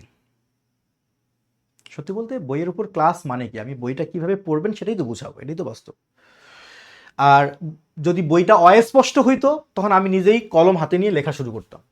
বইটা আমি লিখেছি এমনভাবে বই পড়লে যেন টিচারকে প্রশ্ন করতে না হয়, তাহলে না বই। ভাই আমি তোমার বই পড়লাম কিছুই বুঝি না, স্যারের ফোন দিলাম, স্যার এটা যেন কি বুঝাইছেন আমি তো বুঝি নাই, আমার কাছে সেটা সার্থক বই মনে হয় না। বই হবে এমন, বই পড়লে যেন আমি বুঝি, হ্যাঁ ঠিক আছে। তবু আমার দায়িত্ব বইয়ের উপর কিছু ক্লাস দিয়ে আপনাকে গাইডলাইন দেয়া, বুঝায় দেয়া। চ্যাপ্টার 1-এ যান, বই খোলেন। চ্যাপ্টার 1-এ লেখা আছে, শুরু হয়েছে ভাবে identification of different parts of sentence. সেন্টেন্সের বিভিন্ন অংশের সাথে পরিচিতি। প্রথমত আসি, একটি সাধারণ বর্ণনামূলক বাক্য বা অ্যাসার্টিভ সেন্টেন্সকে ইংরেজিতে অনুবাদ করার জন্য আমরা একটি কমন রুল ব্যবহার করতে পারি। প্রথমে সাবজেক্ট নেই, আমি কিন্তু বলেছি কমন রুল, তারপর ভার্ব, এরপর অবজেক্ট। কখনো কখনো ভার্বের পরে যে অংশটা থাকে সেটা অবজেক্ট না হয়ে কমপ্লিমেন্ট হতে পারে, অ্যাডভার্বিয়ালও হতে পারে। তার মানে আমাকে এখন সাবজেক্ট, ভার্ব, অবজেক্ট, কমপ্লিমেন্ট, অ্যাডভার্বিয়ালের সাথে খুব ভালো করে পরিচিত হইতে হবে, তা নাহলে আমি কিন্তু এগুলো প্রয়োগ করতে পারবো না, রাইট? সো আমরা উদাহরণ দেখি। শিহাব এক ঝাঁক পাখি দেখলো। আচ্ছা, তো এখানে সাবজেক্টকে শিহাব স আ ফ্লোক অফ বার্ডস। খেয়াল করে যান, এখানে ভার্বের পর একটা অংশ আছে আ ফ্লোক অফ বার্ডস, এটার নাম হলো অবজেক্ট। এবার শিহাব চতুর্থ শ্রেণীর একজন ছাত্র, Shihab is a student of class 4। এবার ভার্বের পরে যে অংশটুকু আছে এটার নাম অবজেক্ট না, এটার নাম সাবজেক্টিভ কমপ্লিমেন্ট। খাতায় লিখতে হবে না, লেখা আছে বইয়ে, এটার নাম সাবজেক্টিভ কমপ্লিমেন্ট। তাহলে একই বাক্য, এটা ভার্বের পরেরটা অবজেক্ট, এখানে ভার্বের পরেরটা কমপ্লিমেন্ট। আচ্ছা, এবার পরের বাক্যে আসেন। এক ঝাঁক পাখি শিহাবের মাথার উপর দিয়ে উড়ে গেল। এখানে subject a flock of birds, verb flew, আর ভার্বের পরের অংশ over the head of Shihab. বই যদি থাকে বই খোলেন আর কথা শোনেন। দেখেন আমি এখানে লিখে দিয়েছি, উপরের তিনটি বাক্যে ভার্বের পরে শুধু অবজেক্ট নয়, বরং প্রথম বাক্যে ভার্বের পরে অবজেক্ট, দ্বিতীয় বাক্যে কমপ্লিমেন্ট এবং তৃতীয় বাক্যে ভার্বের পরে অ্যাডভার্বিয়াল আছে। এর চেয়ে আর কেমন সহজ করে লিখবো আমি? তিনটা বাক্য, প্রথম বাক্যে ভার্বের পরেরটা অবজেক্ট, দ্বিতীয় বাক্যে ভার্বের পরেরটা কমপ্লিমেন্ট, তৃতীয় বাক্যে ভার্বের পরেরটা অ্যাডভার্বিয়াল। আচ্ছা, সুতরাং বুঝতেই পারছেন, মানে আপনাকে বলেছি বুঝতেই পারছেন বাক্যের স্ট্রাকচার মুখস্থ করার আগে কিছু মৌলিক বিষয় সম্পর্কিত স্বচ্ছ ধারণা রাখতে হবে। তাই নিচের অংশটুকু মনোযোগ দিয়ে বুঝুন। চলেন দেখি নিচে কি লিখছে লেখক। আচ্ছা, এই যে আমি আপনাকে মনোযোগ দিয়ে বুঝতে বললাম, এখন যদি আপনি কেয়ারলেস মুডে পেজ উল্টায়ে পরের পেজে যান, ভাই আপনাকে বোঝানোর দায়িত্ব কে নিবে? আমি তো নিব না। বাট আমি নিশ্চয়তা দিতে পারি ইনশাল্লাহ, আপনি যদি আমার বইয়ের একটি পেজও স্কিপ না করেন, একটি সেন্টেন্সও স্কিপ না করেন, ইনশাল্লাহ আপনার কাছে মনে হবে যে এটা বই না, 5-7 জন টিউটর মিলে আপনাকে যে সার্ভিস দিবে তার থেকেও বেটার সার্ভিস দিবে এটা, যদি আপনি একটি পেজও স্কিপ না করেন। এখন লেখা আছে দেখেন সাবজেক্ট কি। আচ্ছা, সুন্দর করে লেখা আছে বাক্যের কর্তা বা যে কাজ করে তাকেই সাবজেক্ট বলা হয়। ভাইয়া আজকে ক্লাসে আমি আপনাদেরকে কিছু শেখাবো না, আমি শুধু বুঝাবো যে আপনি বইটা কিভাবে ফিল করে পড়বেন। প্লিজ একটু মনোযোগ দেন, যাদের কাছে বইটা আছে তারা একটু মনোযোগ দেন, একটু আমার সাথে 2-4 পেজ পড়েন, আপনার তখন এই উপন্যাসটা পড়তে ভালো লাগবে। আমার ছেলে প্রথমে উপন্যাস পড়তো না, ইংলিশ নোভেল পড়তে চাইতো না। আমি প্রথমে ওকে ধরে ধরে কি করতাম, এক পেজ ধরে ধরে পড়াইতাম। পড়াতে পড়াতে ও যখন দেখতেছে না মজা লাগতেছে তখন ও নিজেই পড়ে।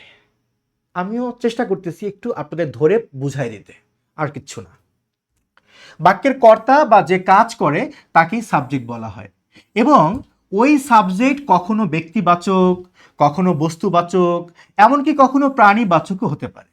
তার মানে সাবজেক্ট মানে শুধু মানুষ না, মানুষ, অমানুষ, প্রাণী হতে পারে। আচ্ছা, এক্ষেত্রে বাক্যের ভার্ব বা ক্রিয়াকে কে বা কারা দ্বারা প্রশ্ন করলে উত্তর হিসেবে যাকে পাওয়া যায় সেটিই সাবজেক্ট। তাহলে সাবজেক্টকে চেনার এটা কিন্তু একমাত্র উপায় না। আমি এখান থেকে বর্ণনা করা শুরু করছি। প্রথমে বলছি যে কাজ করে সেই সাবজেক্ট, শেষে গিয়ে বলছি যদি আপনি একটু সহজে বুঝতে চান তাহলে একটা ভার্বকে আপনি কে বা কারা দিয়ে প্রশ্ন করলে সাবজেক্ট পাওয়ার সম্ভাবনা থাকে। আর যদি আপনি এই 2 লাইন বাদ দিয়ে শুধু এইটুকু নিয়ে পড়ে থাকেন তাহলে আপনার অনেক ক্ষেত্রে বুঝতে অসুবিধা হতে পারে। তার জন্য কি আমি দায়ী? একদমই না, একদমই না। আমি আগে বুঝাইছি সাবজেক্ট ব্যক্তিবাচক হতে পারে, বস্তুবাচক হতে পারে, প্রাণীবাচক হতে পারে, এজন্য প্রতিটা লাইন পড়তে হবে। আচ্ছা, তবে এর চেয়েও কার্যকরী উপায়ে সাবজেক্ট খুঁজে বের করতে শুধু অনুভব করুন কাজটি কে করে। যে কাজটি করে সেই সাবজেক্ট। বই কথা বলে। এবার ভার্বটা কি? যা দ্বারা কোনো কিছু হওয়া, করা, ঘটা, থাকা, অবস্থান করা বোঝায় তাকে ভার্ব হিসেবে বিবেচনা করা হয়। তবে কখনো কখনো, তবে মনোযোগ দিবেন, তবে কখনো কখনো বাক্যে সুস্পষ্টভাবে ভার্বের উল্লেখ থাকে না। যেমন সে একজন ছাত্র, আমি লিখে দিয়েছি সে একজন ছাত্র, এই বাক্যে সুস্পষ্ট ভার্ব নেই। এমতো অবস্থায় বি ভার্ব মানে অ্যামি, যার, ওয়াজ, ওয়ার কে বাক্যের ভার্ব হিসেবে ধরে নিতে হয়। অর্থাৎ সে একজন ছাত্র ইজ ইকুয়াল মানে এটা মানে হলো সে হয় একজন ছাত্র। তার মানে এখানে ভার্বটা হলো হয়। বুঝবেন না আপনি? যে যখন দেখবেন কোনো বাক্যে কোনো ভার্ব নাই, যেন আমি বললাম এটি আমার, ভার্ব নাই, তখন আপনি ধরে নেবেন এই বাক্যে একটা বি ভার্ব বসবে। সেটাই বুঝিয়ে দিয়েছি। যেখানে ভার্ব সুস্পষ্ট নেই নর্মালি সেখানে একটা বি ভার্ব বসে। এটি আমার মানে এটি হয় আমার, ইটস মাইন। ভার্বের সাথে পরিচয় করাই দিলাম। এক্সাম্পল আমরা আসবো। এবার আসেন অবজেক্ট। অবজেক্ট কোনটা? বাক্যের কর্তা মানে সাবজেক্ট, যাকে উদ্দেশ্য করে কাজটা করে মূলত তাকেই অবজেক্ট বলা হয়। তবে এটি ভুলে গেলে চলবে না যে সকল ভার্বের পরে অবজেক্ট থাকে না। মনে রাখেন সব ভার্বের পরে কিন্তু অবজেক্ট থাকে না, বরং কখনো ভার্বের পরে অবজেক্ট, কখনো কমপ্লিমেন্ট, আবার কখনো অ্যাডভার্বিয়াল থাকে। তার মানে একটা ভার্বের পরে যে থাকবে তার নাম অবজেক্টও হইতে পারে, তার নাম কমপ্লিমেন্টও হইতে পারে, তার নাম অ্যাডভার্বিয়ালও হতে পারে। হ্যাঁ, তাহলে আমি বুঝবো কেমনে? পরের পেজে যান, আপনাকে সেই বোঝানোর ব্যবস্থা করানো হয়েছে। আমি লিখে দিয়েছি, তাহলে এগুলো কি শেখা উচিত না? হ্যাঁ, অবশ্যই আপনাকেই বলছি উচিত কি না। বই কথা বলে। আমার মনে হয় আপনি তখন বলবেন ইয়েস উই শুড, হ্যাঁ আমাদের তো উচিত। সো লেটস লার্ন, তাহলে চলেন শিখে ফেলি। সুন্দর করে লেখা আছে, কোন ভার্বকে কি বা কাকে দ্বারা প্রশ্ন করলে যদি ওই ভার্বের ডান দিক থেকে উত্তর পাওয়া যায়। আপনি হয়তো বলতে পারেন স্যার এই ডান বাম লেখার কি দরকার ছিল? দরকারটা বুঝাচ্ছি একটু। তার আমি বললাম আ বার্ড ইজ ফ্লাইং, একটা পাখি উঠতেছে। আপনাকে আমি শিখাই দিছি যে ভার্বকে কি বা কাকে দিয়ে প্রশ্ন করলে উত্তর হিসেবে যা পাবেন তার নাম অবজেক্ট। আচ্ছা, তো আপনার সাদা মনে কোনো কাদা নাই। আপনি ভার্বকে প্রশ্ন করলেন উঠতেছে, কি উঠতেছে? এই কি উঠতেছে? উত্তর আসে পাখি উঠতেছে। তাহলে এটা তো অবজেক্ট। তখন দোষ হবে কার? আমার। আপনি তো বলছেন আপনার বইয়ে কি দিয়ে প্রশ্ন করলে উত্তর যা পান তার নাম অবজেক্ট। দোষ দিবেন না? হ্যাঁ, আমাকে দোষ দিতে দিব না তো। এজন্য বলেছি একটা ভার্বকে কি দিয়ে প্রশ্ন করবেন আর প্রশ্ন করার পর উত্তরটা যদি ভার্বের ডান দিক থেকে এই জায়গা থেকে পান তাহলে আপনি বুঝবেন এটার নাম অবজেক্ট।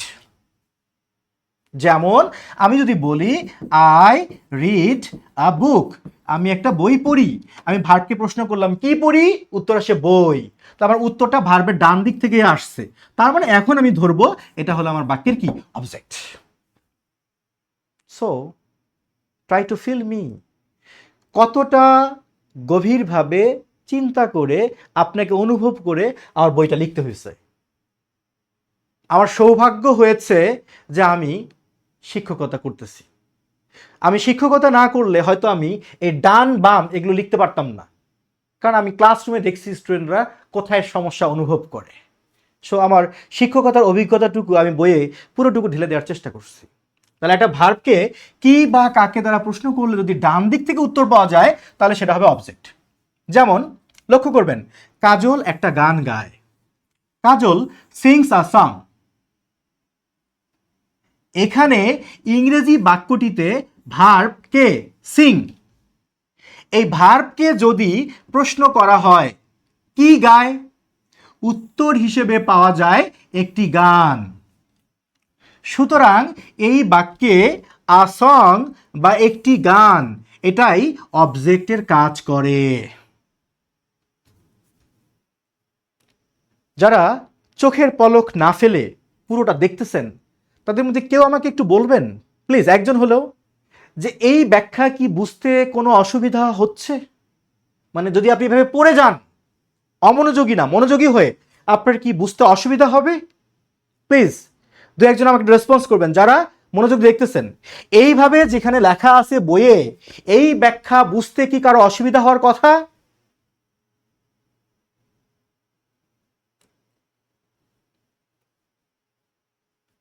আবু তালহা, অপেক্ষা করতে হবে একটু ভাই। Thank you Jubair.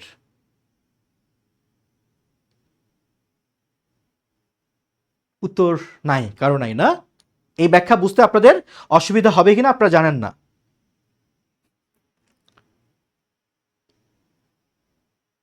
কাজী লিখেছে না, একজন পেয়েছি যে বুঝতে পারছে এই ব্যাখ্যা অসুবিধা হবে। আপনি কেমনে অসুবিধা হবে ভাই? এখানে লিখে দেওয়া আছে কাজল একটা গান গায়, এখানে ইংরেজি বাক্যটিতে ভার্ব হলো সিং, এই ভার্বকে যদি প্রশ্ন করা হয় কি গায়, উত্তর হিসেবে পাওয়া যায় একটি গান। সুতরাং এই বাক্যে একটি গান হচ্ছে অবজেক্ট। তাহলে কি দরকার? একটু মনোযোগ দরকার, পূর্ণ মনোযোগ, আর একটু ধৈর্য দরকার। এনাফ। আমি তাকে একটা বই দিলাম, আই গেভ হিম আ বুক। এখানে ইংরেজি বাক্যটিতে ভার্বের পরে, ভার্ব কোনটা যদি আপনি না চেনেন তাই আমি ব্র্যাকেট লিখছি গেভ, এই ভার্বের পরে এই ভার্বকে যদি প্রশ্ন করা হয় কাকে দিলাম, উত্তর আসে হিম, তাকে। আবার যদি প্রশ্ন করা হয় কি দিলাম, উত্তর হিসেবে পাওয়া যায় আ বুক, একটা বই। সুতরাং এই বাক্যে দুইটা অবজেক্ট, একটা হলো হিপ আর একটা বুক, দুটো অবজেক্ট। সো আপনাকে আমি প্রতি লাইন লাইনে বুঝিয়ে দিয়েছি, এভাবে আপনাকে ধরে ধরে পড়তে হবে। এবার আসেন, ধৈর্য হারা হবেন না। এবার আসেন কমপ্লিমেন্ট জিনিসটা কি। কোনো ভার্বকে কি বা কাকে দ্বারা প্রশ্ন করলে যদি ওই ভার্বের ডান দিক থেকে কোনো উত্তর না পাওয়া যায় তাহলে ধরে নেওয়া হয় যে ওই ভার্বের কোনো অবজেক্ট নেই। যদিও ওই ভার্বের পরে কোনো অংশ থেকে যায় সেটা এক ধরনের অ্যাডভার্বিয়াল। যেমন পাখিরা আকাশে ওড়ে, birds fly in the sky. এখানে ইংরেজি বাক্যটিতে ভার্ব হলো কি ফ্লাই, মানে ওড়ে। এই ফ্লাইকে যদি প্রশ্ন করা হয় কি ওড়ে, কাকে ওড়ে, উত্তর হিসেবে কিছুই পাওয়া যায় না। সুতরাং এই বাক্যে ভার্ব এর পরে কোনো অবজেক্ট নেই, বরং ভার্বের পরবর্তী অংশটি মানে ইন দ্য স্কাই, এই অংশটি এক ধরনের অ্যাডভার্বিয়াল বা অ্যাডভার্ব অফ প্লেস। এখন আপনার মনে কি প্রশ্ন আসবে না যে অ্যাডভার্ব অফ প্লেস কি? সেটা আমি আপনাকে বোঝানোর জন্য এখন লিখছি। দেখেন, কোনো বাক্যে ভার্বের পূর্বের অংশ আর পরের অংশ যখন একজনকেই নির্দেশ করে তখন ভার্বের পরবর্তী অংশটিকে কমপ্লিমেন্ট বা সাবজেক্টিভ কমপ্লিমেন্ট বলা হয়। শিহাব চতুর্থ শ্রেণীর একজন ছাত্র, Shihab is a student of class 4।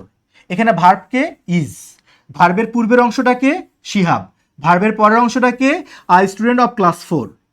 আমি বলেছিলাম যখন কোনো ভার্বের পূর্বের অংশ আর পরের অংশ দুটোই একজনকে বোঝায়, যে শিহাব সেই ক্লাস 4-এর একজন স্টুডেন্ট। এরকম যখন ভার্বের পূর্বের অংশ আর পরের অংশ একজনকেই বোঝায়, তখন আপনাকে বুঝতে হবে প্রথমটার নাম সাবজেক্ট আর পরেরটা হলো ওই সাবজেক্টের কমপ্লিমেন্ট। সো আমি লিখে দিয়েছি এখানে ইংরেজি বাক্যটির ভার্ব ইজ এর পূর্বের অংশ হলো শিহাব আর পরের অংশ হলো স্টুডেন্ট অফ ক্লাস 4।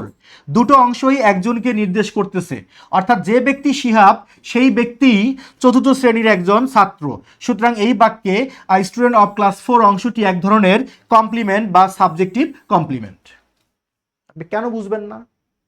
এখন যদি আপনি বলেন যে ভাই আমি এগুলো পড়তে চাই না, এগুলো আমি না পড়ে কেমনে বইটা শেষ করব, আমাকে বুঝান। সেই পদ্ধতি কি আমার জানা আছে? নাই। আপনার জানা থাকলে বলেন। কেউ যদি বলে যে আমি এগুলো পড়বো না, না পড়েই বইটা শেষ করতে চাই, তাহলে উপায় কি? তাহলে উপায় হলো একটাই, এখান থেকে শুরু করে এরকম করবেন, শেষ সালাম দিয়ে রাইখা দিবেন। শোনেন, সবাই আমার প্রশংসা না করলেও আমার বইয়ের প্রশংসা দুই একজন হলেও করেন, কারণ পাঠকের সংখ্যা কম। আরে ভাই সত্যি বলছি, বই কিনলেই পাঠক হওয়া যায় না। পাঠক হওয়ার জন্য আলাদা যোগ্যতা লাগে, ধৈর্য লাগে, মনোযোগ লাগে, ব্যাপার আছে ভাই। আপনার অনেকে দেখেন না যে পেছন পাশে অনেকগুলো বই রাইখা লাইভে আসে। সবাই একই রকম চিন্তা ভাবনা করে আসে তা না, অনেকেই আছে এদের মধ্যে যারা ভাব দেখায় আমি অনেক বড় পাঠক। অনেকেরই খোঁজ খবর নিয়ে দেখেন ওই বইয়ের ভেতরে কি আছে সে কিছুই জানে না, দেখে জেনে বলতেছি। সো বই কিনলেই পাঠক হওয়া যায় না, পাঠক হইতে গেলে আলাদা যোগ্যতা লাগে। এই যোগ্যতা সম্পন্ন পাঠকের সংখ্যা বাংলাদেশে হাতে গোনা অল্প কয়েকটা আছে। যারা আমার বইটা সংগ্রহ করেছেন সম্ভবত তারাই সেই পাঠক। পাম দিলাম না, কারণ আমার বইয়ে যত তথ্য এগুলো পড়ার জন্য ধৈর্য আপনাদের আছে বলেই তো কিনছেন। এক ভাই লিখছে, ওয়ালি আহমেদ, এত সুন্দর ব্যাখ্যা অন্য কোনো বইতে আছে বলে আমি বিশ্বাস করি না। সে তো হয়তো বিশ্বাস করে না, আর আমাকে তো অনেক বই কিনতে হয়েছে। এটা বাস্তব যে একটা বই নিজে লিখতে গেলে বাজারে আরও 10-12টা বই দেখতে হয়, তারা কি করছে, কিসের অভাব আছে, আমি সেই অভাবটা পূরণ করতে পারবো কিনা দেখতেই তো হয়। আমার কাছে তো সব বইয়ে আছে। ওয়ালি আহমেদ ভাই, আপনাকে আমি নিশ্চিত করি আপনি হয়তো বিশ্বাস করেন না, আর আমি কখনো দেখিনি এত পরিপূর্ণ ব্যাখ্যার বই, দেখিনি আমি। স্যারের ফোন আমার মতো, আমি গরিব মানুষ ভাই, তুমি গরিব না। আচ্ছা, তাহলে আমরা কমপ্লিমেন্ট বুঝলাম। হ্যাঁ, আচ্ছা এবার আসেন অ্যাডভার্বিয়ালটা কি। অ্যাডভার্বিয়ালটা কি? আচ্ছা, বাক্যে বিভিন্ন রকম অ্যাডভার্বিয়াল আছে। কারো নাম অ্যাডভার্ব অফ ম্যানার, কারো নাম অ্যাডভার্ব অফ প্লেস, কারো নাম অ্যাডভার্ব অফ টাইম, এবার কারো নাম অ্যাডভার্ব অফ রিজন। প্রশ্ন হলো আমি এই অ্যাডভার্বগুলো বুঝবো কিভাবে, চিনবো কিভাবে? কোনটার নাম ম্যানার, কোনটার নাম প্লেস, কোনটার নাম টাইম, কেমনে চিনবো? হ্যাঁ চেনাচ্ছি তো, চেনাচ্ছি। আপনি আসেন, আমরা দেখব কোনটার নাম কি। একটা বাক্যের বিভিন্ন অংশ চেনার উপায় বইয়ে লেখা আছে।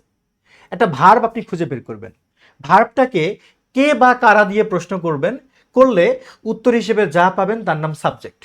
কি বা কাকে দিয়ে প্রশ্ন করে অবজেক্ট। কিভাবে দিয়ে প্রশ্ন করলে অ্যাডভার্ব অফ ম্যানার। কোথায় দিয়ে প্রশ্ন করে অ্যাডভার্ব অফ প্লেস পাবেন। কখন দিয়ে প্রশ্ন করলে অ্যাডভার্ব অফ টাইম পাবেন। আর কেন দিয়ে প্রশ্ন করলে অ্যাডভার্ব অফ রিজন পাবেন।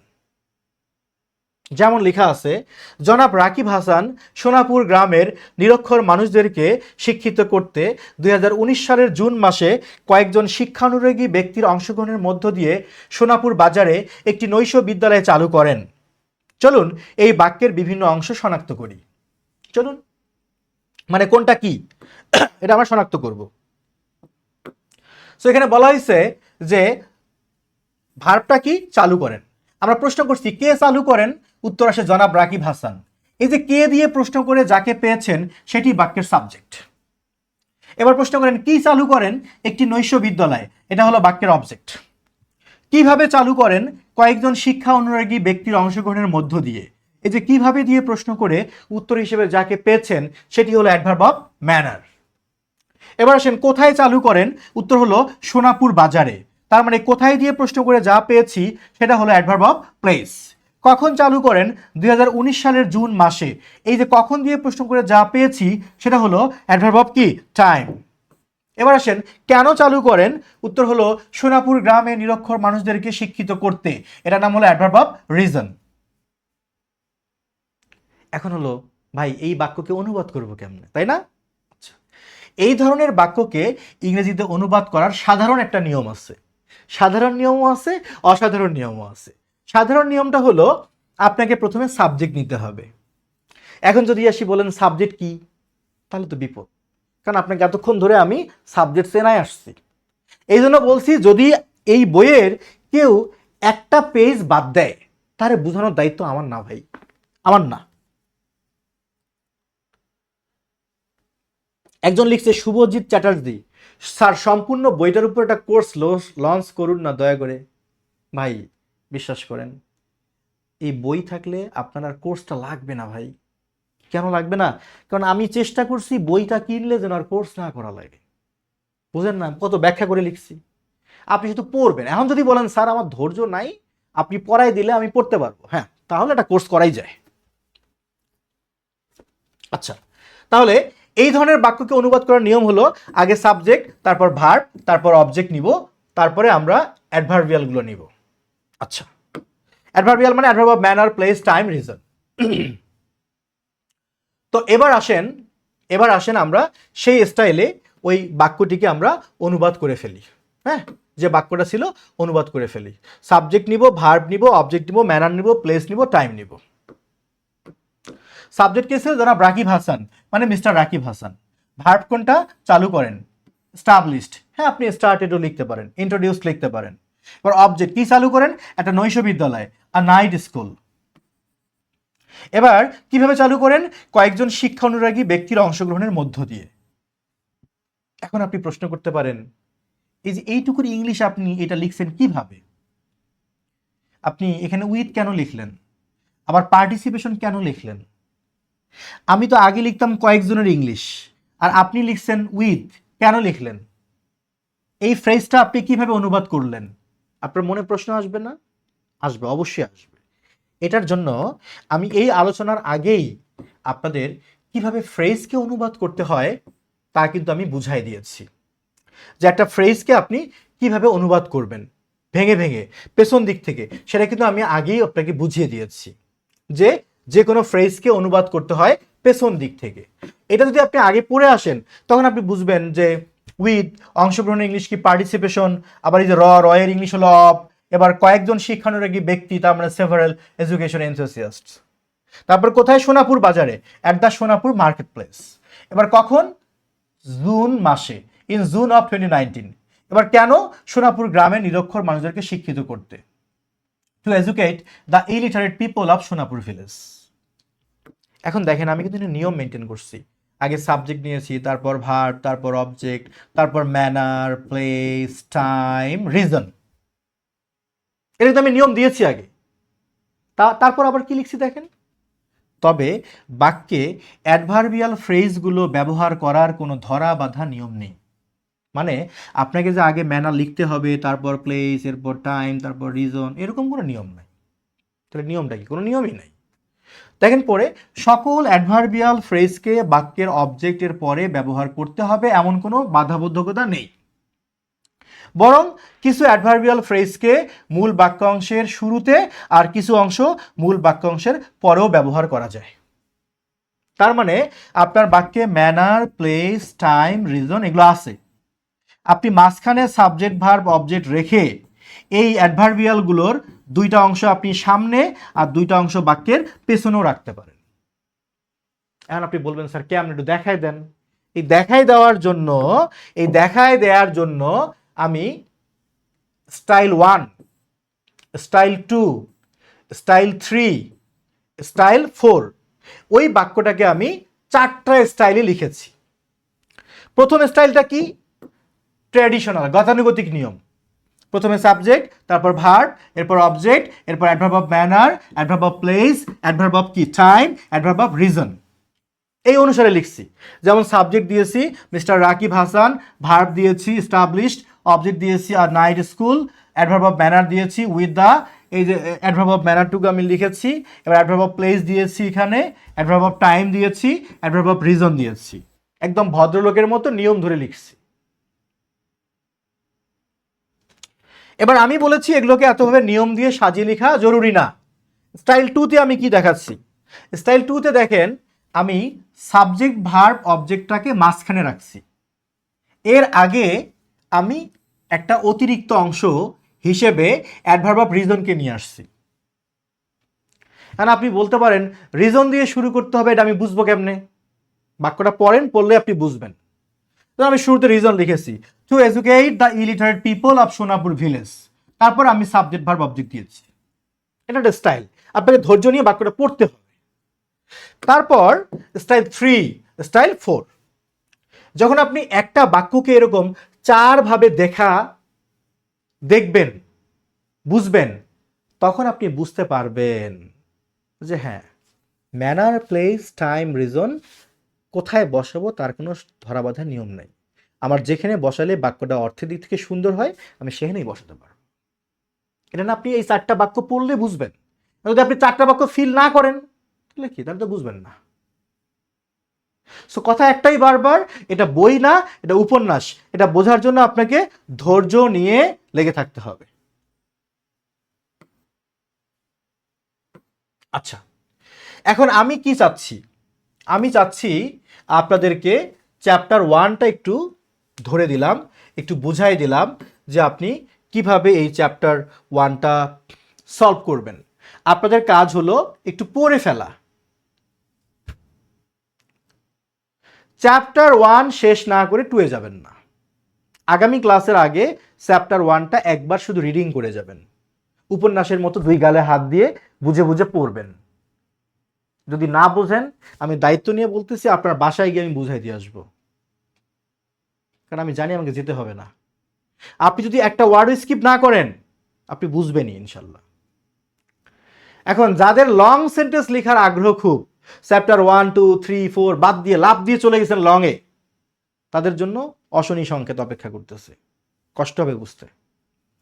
লং সেন্টেন্স মানে কোনগুলো জানেন? এই যে প্রাচীন মিশরের পিরামিডের নকশায় ব্যবহার করা উন্নত জ্যামিতিক জ্ঞান ও স্থাপত্য কলার নিদর্শন বহনকারী বিশাল পাথরের স্তূপের উপর কাজ করা দক্ষ শ্রমিক দলটি প্রাচীন সভ্যতার স্থাপত্য বৈশিষ্ট্য নিয়ে একটা বিশদ গবেষণাপত্র প্রস্তুত করেছে। মানে নাউন ফ্রেজ ব্যবহার করে সেন্টেন্স দিয়েছি একটা উদাহরণ। চলুন বাক্যটিতে বিভিন্ন অংশে ভাগ করে নেই। এই বাক্যের সাবজেক্ট কোনটা? এই বাক্যের সাবজেক্ট হচ্ছে প্রাচীন মিশরের পিরামিডের নকশায় ব্যবহার করা উন্নত জ্যামিতিক জ্ঞান ও স্থাপত্য কলার নিদর্শন বহনকারী বিশাল পাথরের স্তূপের উপর কাজ করা দক্ষ শ্রমিক দলটি। বাবা, এটা পুরোটাই সাবজেক্ট স্যার, পুরোটাই সাবজেক্ট। এই প্রশ্ন আপনি তখন করবেন যখন আপনি আমার কথা শুনবেন না। আমি বারবার বলছি চ্যাপ্টার 1, 2, 3, 4 পড়ে আসবেন, কিন্তু আপনি ওগুলো বাদ দিয়ে যখন এখানে আসবেন তখনই আপনার এটা বুঝতে কষ্ট হবে যেটা সাবজেক্ট। আর যদি ওগুলো পড়ে আসেন তখন আপনি ঠিকই বুঝবেন যে ভার্বটা হলো এই বাক্যের, আপনি তখন ঠিকই বুঝবেন যে এই বাক্যের ভার্ব হলো প্রস্তুত করেছে। তো আমি 0 to advance English free hand writing বইয়ে শিখেছিলাম ভার্বকে যদি কে বা কারা দ্বারা প্রশ্ন করা হয়, ভার্বকে যদি কে বা কারা দ্বারা প্রশ্ন করা হয়, উত্তর হিসেবে যা পাই তার নাম সাবজেক্ট। আর ভার্বকে যদি কি বা কাকে দ্বারা প্রশ্ন করা হয়, উত্তর হিসেবে যা পাই তার নাম অবজেক্ট। খেয়াল করেন, তাহলে আমার ভার্ব হলো প্রস্তুত করেছে, এটা আমার ভার্ব। তাহলে আমি ভার্বকে প্রশ্ন করলাম, কি প্রস্তুত করছে? প্রস্তুত যে করেছে মানে তৈরি করছে। কি তৈরি করছে ভাই? আমাকে বলেন না, কি তৈরি করেছে? তখন আমি উত্তর পাচ্ছি একটা বিশদ গবেষণাপত্র, তাই না? কি তৈরি করেছে? একটা বিশদ গবেষণাপত্র। তার মানে এটা অবজেক্ট। এবার আমার কৌতূহলী মন জানতে চাইল, ভাই কোন গবেষণাপত্র? আরে ভাই গবেষণাপত্র বুঝলাম তো, বাট কোন গবেষণাপত্র একটু বুঝাই বলেন না।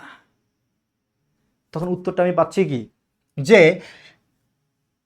প্রাচীন সভ্যতার স্থাপত্য বৈশিষ্ট্য নিয়ে একটা বিশদ গবেষণাপত্র ওরা প্রস্তুত করেছে। ও আচ্ছা, এবার বুঝলাম। তাহলে আমি যখন ভার্বকে কি দিয়ে প্রশ্ন করলাম, কি প্রস্তুত করেছে, তখন আমি ছোট্ট একটা উত্তর পেলাম, একটা গবেষণাপত্র। মানে এটাই অবজেক্ট। আর এইখান থেকে শুরু করে, প্রাচীন থেকে শুরু করে এই অংশটুকু ব্যবহার করা হয়েছে এই গবেষণাপত্রটাকে ব্যাখ্যা করার জন্য, তাই না? সো মূল অবজেক্টকে ব্যাখ্যা করার জন্য যা ব্যবহার করা হবে পুরোটাই অবজেক্ট। আমি যদি বলি আমি কলম চাই, কি চাই? কলম, কলম অবজেক্ট। এখন যদি বলি আমি লেখার মতো একটা কলম চাই, এমন প্রশ্ন করেন কি চাই, উত্তর কিন্তু কলম আসে না, উত্তর আসে লেখার মতো একটি কলম। সো এখানেও কি প্রস্তুত করেছে? প্রাচীন সভ্যতার স্থাপত্য বৈশিষ্ট্য নিয়ে একটা গবেষণাপত্র, পুরোটাই অবজেক্ট। অবজেক্ট কিন্তু পেয়ে গেলাম, ভার্ব পেলাম, সাবজেক্ট দরকার। কে প্রস্তুত করেছে? এই গবেষণাপত্রটা কে প্রস্তুত করেছে? উত্তর আসে কি, ওই দক্ষ শ্রমিক দলটাই প্রস্তুত করছে। ও আচ্ছা, তো ভাই একটু বুঝাই বলেন না, কোন দক্ষ শ্রমিক দল? আমি তো চিনলাম না কোন দলটা। তখন আপনি কি বুঝাবেন ওরে? তখন কিন্তু আপনাকে বুঝাইতে হবে। তাহলে বোঝেন এবার, এবার তবে বুঝুন। প্রাচীন মিশরের নাম শুনেছেন? হ্যাঁ শুনেছি। সেই প্রাচীন মিশরের পিরামিডের নকশা আছে না? হ্যাঁ। সেই নকশায় ব্যবহার করছে কি? জ্যামিতিক জ্ঞান। সেই জ্যামিতিক জ্ঞান আর স্থাপত্য কলার নিদর্শন বহন করছে কারা? বিশাল বড় বড় পাথর। সেই পাথরের স্তূপের মধ্যে কাজ করছে যে শ্রমিক দল, ওই দলটাই এই ঘটনা ঘটাইছে। তার মানে এইখান থেকে শুরু করে এই পুরো অংশটি কিন্তু ব্যবহার করা হয়েছে এই শ্রমিক দলকে ডিফাইন করার জন্য, সংজ্ঞায়িত করার জন্য। তার মানে আসল সাবজেক্ট হলো শ্রমিক দল। আসল সাবজেক্টকে ব্যাখ্যা করার জন্য যা যা ব্যবহার করা হবে সেই পুরো অংশটিই হবে বাক্যের সাবজেক্ট। তাহলে এই বিশাল বড় বাক্যের মাত্র 3টা পার্ট, সাবজেক্ট, ভার্ব, অবজেক্ট। আর তো কিছু নাই। হ্যাঁ, ম্যানার ফ্যানার কিচ্ছু নাই, সহজ। শুধু একটা চ্যালেঞ্জ, সাবজেক্টটা বিশাল বড়। এটা দেখে আপনি ভয় পেতে পারেন, কিন্তু আপনি ভয় পাবেন না। যদি আপনি এই চ্যাপ্টারের আগের চ্যাপ্টারটা পড়ে আসেন, আগের চ্যাপ্টারগুলো পড়ে আসেন, তাহলে এটা আপনার কাছে খেলনা মনে হবে। এর আগের চ্যাপ্টারগুলোতে সুন্দর করে বলে দেওয়া আছে, যখন দেখবেন এরকম কতগুলো শব্দ একত্রিত হয়ে একটা বিশাল বড় সাবজেক্ট গঠিত হয়েছে, সেটি একটি ফ্রেজ, যাকে পেছন দিক থেকে অনুবাদ করা হয়। অর্থাৎ যা কিছু দৈর্ঘ্যে বড়, পেছন থেকে অনুবাদ করো। যখন এটা আপনি পড়ে আসবেন, তখন এটা আপনার কাছে খেলনা মনে হবে। তখন আপনি সিম্পলি অনুবাদ করা শুরু করবেন। তাহলে আমার সাবজেক্ট কোনটা?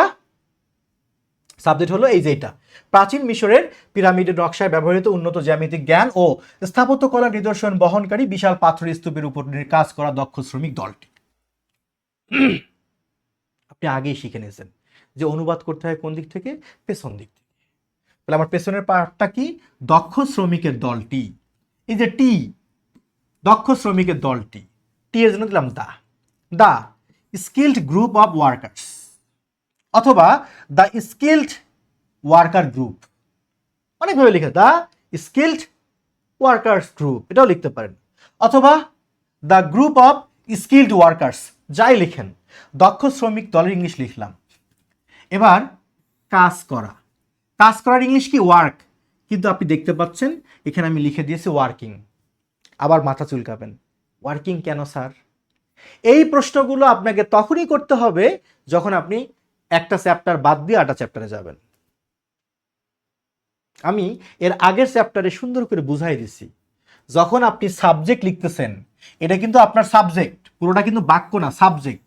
আমি আগের চ্যাপ্টারে বলেছি, যখন আপনি সাবজেক্ট লিখবেন, সাবজেক্ট একটা ফ্রেজ, এই সাবজেক্টের ভেতরে যদি আপনি এরকম নাউনের পরে একটা ভার্ব পেয়ে যান, তাহলে সেই ভার্বটার সাথে আপনাকে আইএনজি যোগ করতে হবে, অথবা V3 ভার্বের পাস্ট পার্টিসিপল বা ইনফিনিটিভ ব্যবহার হতে পারে।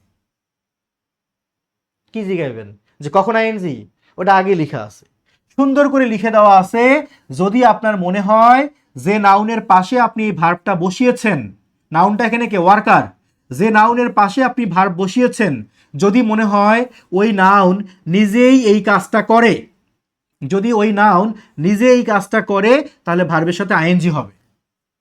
আর যদি মনে হয় এই নাউন নিজে এই কাজটা করতে পারে না, তাহলে ভার্বের পাস্ট পার্টিসিপল হবে। তাহলে একবার ভাবেন তো, ওয়ার্কাররাই তো কাজ করে, তাই আমি ভার্বের সাথে আইএনজি করেছি, ওয়ার্কিং। তাহলে কাজ করার ইংলিশ হলো। এবার উপরের ইংলিশ কি? অন। এবার বিশাল পাথরের স্তূপের ইংলিশ কি? The massive pile of stones. আমরা কিন্তু ভাই পেছন দিক থেকে আসতেছি, হ্যাঁ।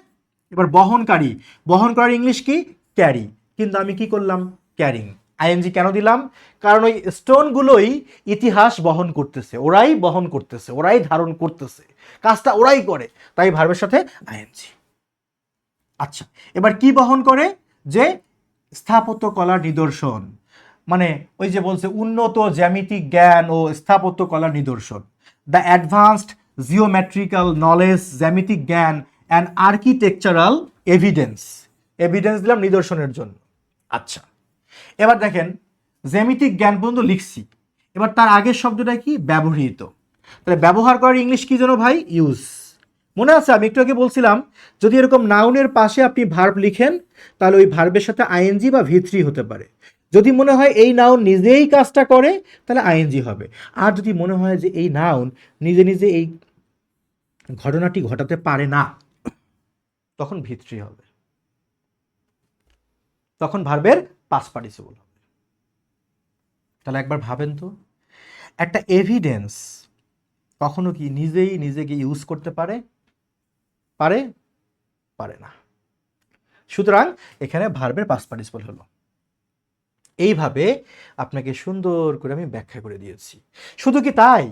আপনি প্রশ্ন করবেন, এখানে কয়েকটা প্রশ্ন করবেন হয়তো বা, যে এখানে ওয়ার্কিংটা কেন লিখলাম, ওয়ার্ক না লিখে ওয়ার্কিং কেন লিখলাম, ইউজড কেন লিখলাম, ক্যারিং কেন লিখলাম। আমি ব্যাখ্যা দিয়েছি।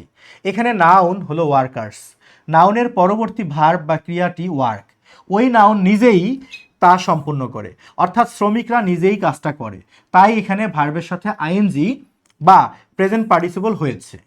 অন্যদিকে এভিডেন্স এর পরে V3 করা হয়েছে ইউজড, দেওয়ার কারণ হলো সেটি কারো দ্বারা ব্যবহার হয়েছে। বললাম তো, যদি আপনার ধৈর্য থাকে আর একটু মনোযোগ থাকে, প্রত্যেকটা লাইন পড়লে আপনি বুঝবেন। আপনার মনে হবে রুবেল রানা আপনার পাশে দাঁড়িয়ে আপনাকে বুঝিয়ে দিচ্ছে, মনে হবে।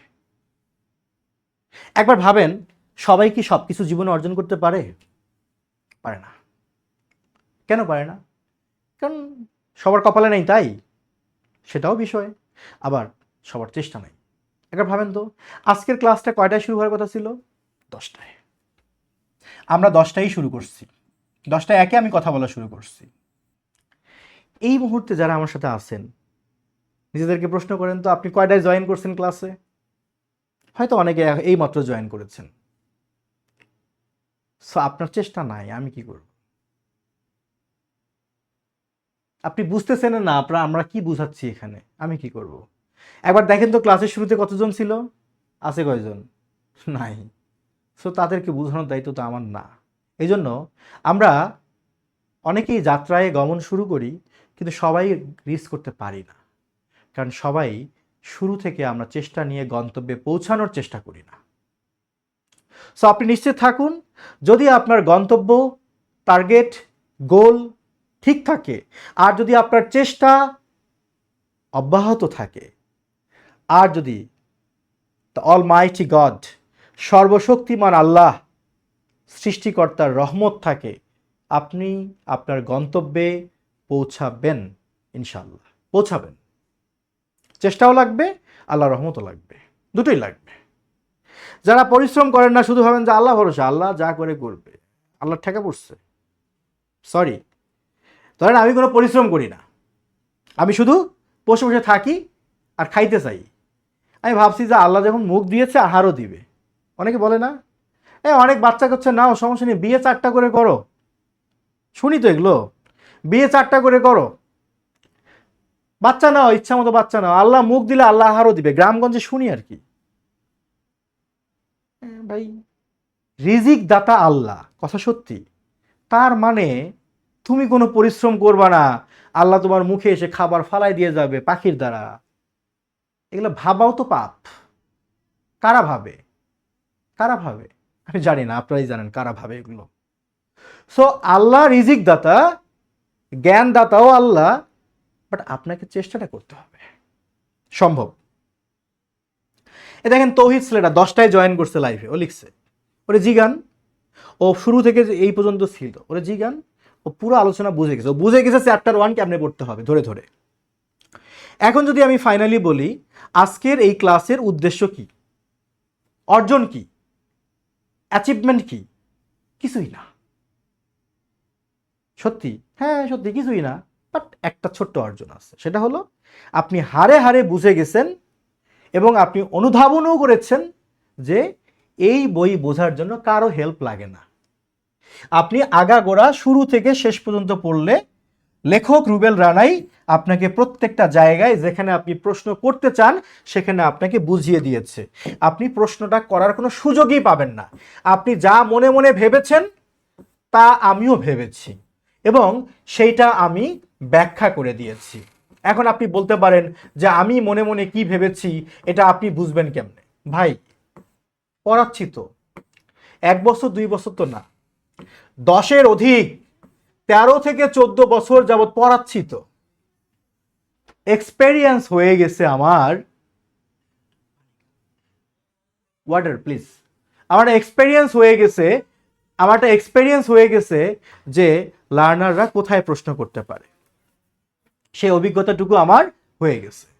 এখন আমি চাচ্ছি এই বইটা আপনাদেরকে ধরে ধরে কাজ দিয়ে শেষ করাবো। আজকের কাজ কি? চ্যাপ্টার 1 ধরে উপন্যাসের মতো করে শেষ করবেন, আর কার কার কোথায় কি প্রবলেম আছে মার্ক করবেন। আগামী ক্লাস জুম লাইভ ক্লাস হবে। কেন? যেন আপনারা প্রশ্ন করতে পারেন যে স্যার বইয়ের এই জায়গাটায় আমি বুঝি নাই।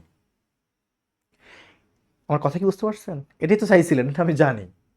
আজকের ক্লাসে আমি জুম কেন দিলাম না, আজকে ক্লাসে জুম লাইভ দিলাম না, কারণ আজকে আপনি আমাকে কি প্রশ্ন করবেন? আপনি বই এখনো পড়েন নাই। চ্যাপ্টার 1 ফার্স্ট পেজ থেকে লাস্ট পেজ পর্যন্ত পূর্ণ মনোযোগ দিয়ে পড়বেন। পড়ার পর যেখানে বুঝতে অসুবিধা হয় লাল কালিতে বা কোনো কালিতে, বা এত লাল নীল লাগবে না, পেন্সিল দিয়ে একটু আন্ডারলাইন করে রাখেন। আগামী ক্লাসে আপনি আমাকে বলবেন স্যার পেজ নাম্বার এত, এটা আমি বুঝি নাই, আমি বুঝাই দেব। বাট আমি জানি তো আপনার প্রশ্ন করার সুযোগই নাই, কারণ আপনি প্রশ্নই করতে পারবেন না, কি প্রশ্ন করবেন সেটা আমি দিয়ে রাখছি। তবুও যদি কারো প্রশ্ন থাকে আমি উত্তর দিব ইনশাআল্লাহ। তাহলে আমাদের ক্লাসগুলো হবে কি? প্রতি বুধবার রাত 10টায়। এখন কেউ কেউ আমাকে বলতে পারেন স্যার সপ্তাহে 3-4 দিন করা যায় না। এই প্রস্তাব আমাকে যে দিবে আমি ওভার শিওর, আমি 500% শিওর সে আমার বই পড়তে চায় না, সে আমার ক্লাস করতে চায়। কিন্তু আমি তো বই লিখেছি বই পড়ে শেখার জন্য। আমি কি ভুল বলছি ভাই? রাগ করছেন? বইটা কেন লিখলাম? যদি আমার সপ্তাহে 5-6টা করে ক্লাস নিয়ে হাতে কলমে লিখে আপনাকে পড়াইতেই হয়, তাহলে আপনি টাকা পয়সা খরচ করে কেন আমার বই কিনতে যাবেন? সুতরাং আমার বই লেখা হয়েছে এমনভাবে যেন আপনি নিজেই পড়ে বুঝতে পারেন। আর আমি সপ্তাহে একটি ক্লাস নিব, কারণ আমার ধারণা হচ্ছে আপনি যদি 1 সপ্তাহ টানা পড়েন তাহলে আমার একটা চ্যাপ্টার মোটামুটি আয়ত্তে আনতে পারেন। কিছু চ্যাপ্টার বড় আছে, সেগুলোর জন্য আমরা টাইম ভেঙে ভেঙে নিব। আমরা 3 সপ্তাহে একটা চ্যাপ্টার শেষ করব পার্ট করে, বাট চ্যাপ্টার 1টা ছোট, এটা 1 সপ্তাহে পড়া সম্ভব। তাহলে আগামী বুধবার রাত 10টায় ইনশাআল্লাহ তাদের সাথে আমার জুমে ক্লাস হবে। কাদের সাথে? শুধু যারা এই বইটি সংগ্রহ করেছে। আপনার কাছে যদি এই বইটা থাকে তবে না আপনি ক্লাস করবেন, কারণ আমার ক্লাসে তো বই কেন্দ্রিক কথা হবে। বই নাই তো ক্লাস করে তো আপনি কিছু বুঝবেন না, কারণ আপনার সাথে আমার বই নিয়ে কথা হচ্ছে। পড়ে পড়ে যেখানে যুক্ত হবেন, যেখানে সমস্যা পাবেন সে নিয়ে কথা হবে। আচ্ছা, আর আপনাদেরকে অনেকগুলো কমেন্ট পেয়েছি, আমি উত্তর দেইনি, এবার একটু উত্তর দিতে চাই। একটা কমেন্ট ছিল যে আমাদের পেইড ব্যাচ আছে কি না বা থাকলে কেমন ইত্যাদি সমস্যা। আমি একটু বলি। আমি খুব করে চেষ্টা করতেছি যে আমার ফ্রি হ্যান্ড রাইটিং বইটা পড়ে সবাই ভালো শিখুক। গ্রামার বইটা আসতেছে, সেটা পড়েও মানুষ গ্রামার শিখুক। আমি জানি আমার গ্রামার বই, রাইটিং বই দুটার একটাও ভাইরাল হবে না, বিখ্যাত হবে না, এটা আমি জানি। কেন? কারণ আমার এগুলো কোশ্চেন ব্যাংক না। নর্মালি সেই বইগুলো খুব জনপ্রিয় হয় যে বইগুলোর প্রশ্ন ব্যাংক টাইপের বই। আর প্রশ্ন ব্যাংক কারা পড়ে? যারা জব সিকার। বাংলাদেশে জব সিকারের সংখ্যা বেশি, পাঠকের সংখ্যা খুব কম। আমার ভাইরাল টাইরাল হওয়ার দরকার নেই ভাই। আমার বই পড়ে সংখ্যায় 10 জন উপকৃত হলে ইনশাল্লাহ আমি সার্থক, আল্লাহর কাছে শুকরিয়া। কারণ এই বই আমি বাণিজ্য করার জন্য লিখি নাই, নিজের শান্তির জন্য, সামাজিক কিছু দায়বদ্ধতা থেকে বই লিখছি। মানুষ কিনলে কিনুক, না কিনলে নাই। মানে আমার চিন্তা হলো আমি একটা বই লিখছি, কেউ যেন বলতে না পারে যে ভাই আপনি এত বছর পড়াইছেন একটা বই লিখেন নাই কেন, এটা যেন কেউ বলতে না পারে। সে দায় পাঠক সমাজের। আচ্ছা, আমার এই মুহূর্তে 2টি কোর্স, 3টি কোর্স আমার চলমান। একটি হলো 0 to advanced English free hand writing. আমার বইটা যেমন, কোর্সটা অনেকটা তেমনই। তবে আমি এই কোর্সে আপনাকে এমনভাবে শেখানোর চেষ্টা করব আপনার হাতে বই না থাকলেও যেন আপনি শিখতে পারেন। মানে সব খাতা কলমে লেখা হবে। প্রতি ক্লাসে হোমওয়ার্ক থাকবে, ভোকাবুলারি আসবে, খাতা কলমে ধরে ধরে আপনাকে আমি সাবজেক্ট থেকে শুরু করে sentence making, focus writing, essay writing পর্যন্ত শেখাতে আমি বাধ্য। সেই প্রতিশ্রুতি দিয়ে আমি নাম দিয়েছি 0 to অ্যাডভান্সড। এই কোর্সে আপনি যুক্ত হতে পারেন, সম্পূর্ণ নতুন ব্যাচ। আরেকটা হলো 0 to advanced English grammar and vocabulary. English grammar and vocabulary. তবে এখানে আমি ইংরেজি সাহিত্য যুক্ত করেছি, কারণ এই কোর্সটা করে জন্য বিসিএস প্রিলি, ব্যাংক প্রিলি পরীক্ষার্থী সহ যে কোনো পরীক্ষার্থী 100% উপকৃত হয়। তবে যেহেতু কোর্সটা 0 to অ্যাডভান্সড, এখানে যাদের ধৈর্য নাই তাদের ভর্তি হওয়ার দরকার নেই, কোনো প্রয়োজন নেই। অনেকেই ভর্তি হয় বলে স্যার আমার আগামী মাসে পরীক্ষা। আরে ভাই, তোমার আগামী মাসে পরীক্ষা আমি কি করব? তোমার জন্য কি আমি সবাইরে বঞ্চিত করে একদম তাড়াহুড়া করে এক ক্লাসে সব শেষ করে দিব? কখনোই না। যার আগামী মাসে পরীক্ষা তার এই কোর্সগুলোতে ভর্তি হওয়ার দরকার নেই। হাতে কমপক্ষে পরিপূর্ণভাবে শেখার মতো 3টা মাস কমপক্ষে সময় যাদের আছে তারা আমার এই কোর্সে যুক্ত হতে পারেন। আশা করি উপকৃত হবেন ইনশাআল্লাহ। আর যারা শর্টকাট চান, আমার কোর্সে যুক্ত হলে কান্না করতে হবে। আমার কোর্সে কোনো শর্টকাট নেই। আমার কোর্সে শর্টকাট নেই। আমার কোর্সে আমি এমনভাবে ক্লাস নেই যেন আপনি পড়ে মানুষকে পড়াইতেও পারেন। যদি ভালো লাগে যুক্ত হতে পারেন। আর আপনারা হয়তো অনেকে জানেন, আমার শুভাকাঙ্ক্ষীরা বিশেষ করে জানে অনেকে, আমি এই মুহূর্তে ঢাকায় নেই। আমি এখন আমার হোম টাউন রংপুরে চলে এসেছি, একদম শিফট করেছি বলা যায়। রংপুরে আমরা আল্লাহর অশেষ রহমতে, আপনাদের দোয়ায়, আপনাদের সহযোগিতায় প্রথমবারের মতো ইএনজি লার্নিং অফলাইন শাখা শুরু করেছে। আমার রংপুরে আমার এই ছোট্ট ভাঙ্গা চালের ঠিকানাটা হচ্ছে লালবাগ রেলগেট। হ্যাঁ, লালবাগ নামে এখানে যে জায়গাটি আছে সেখানে একটা রেল লাইন আছে। এই যে এটা হলো রেল লাইন।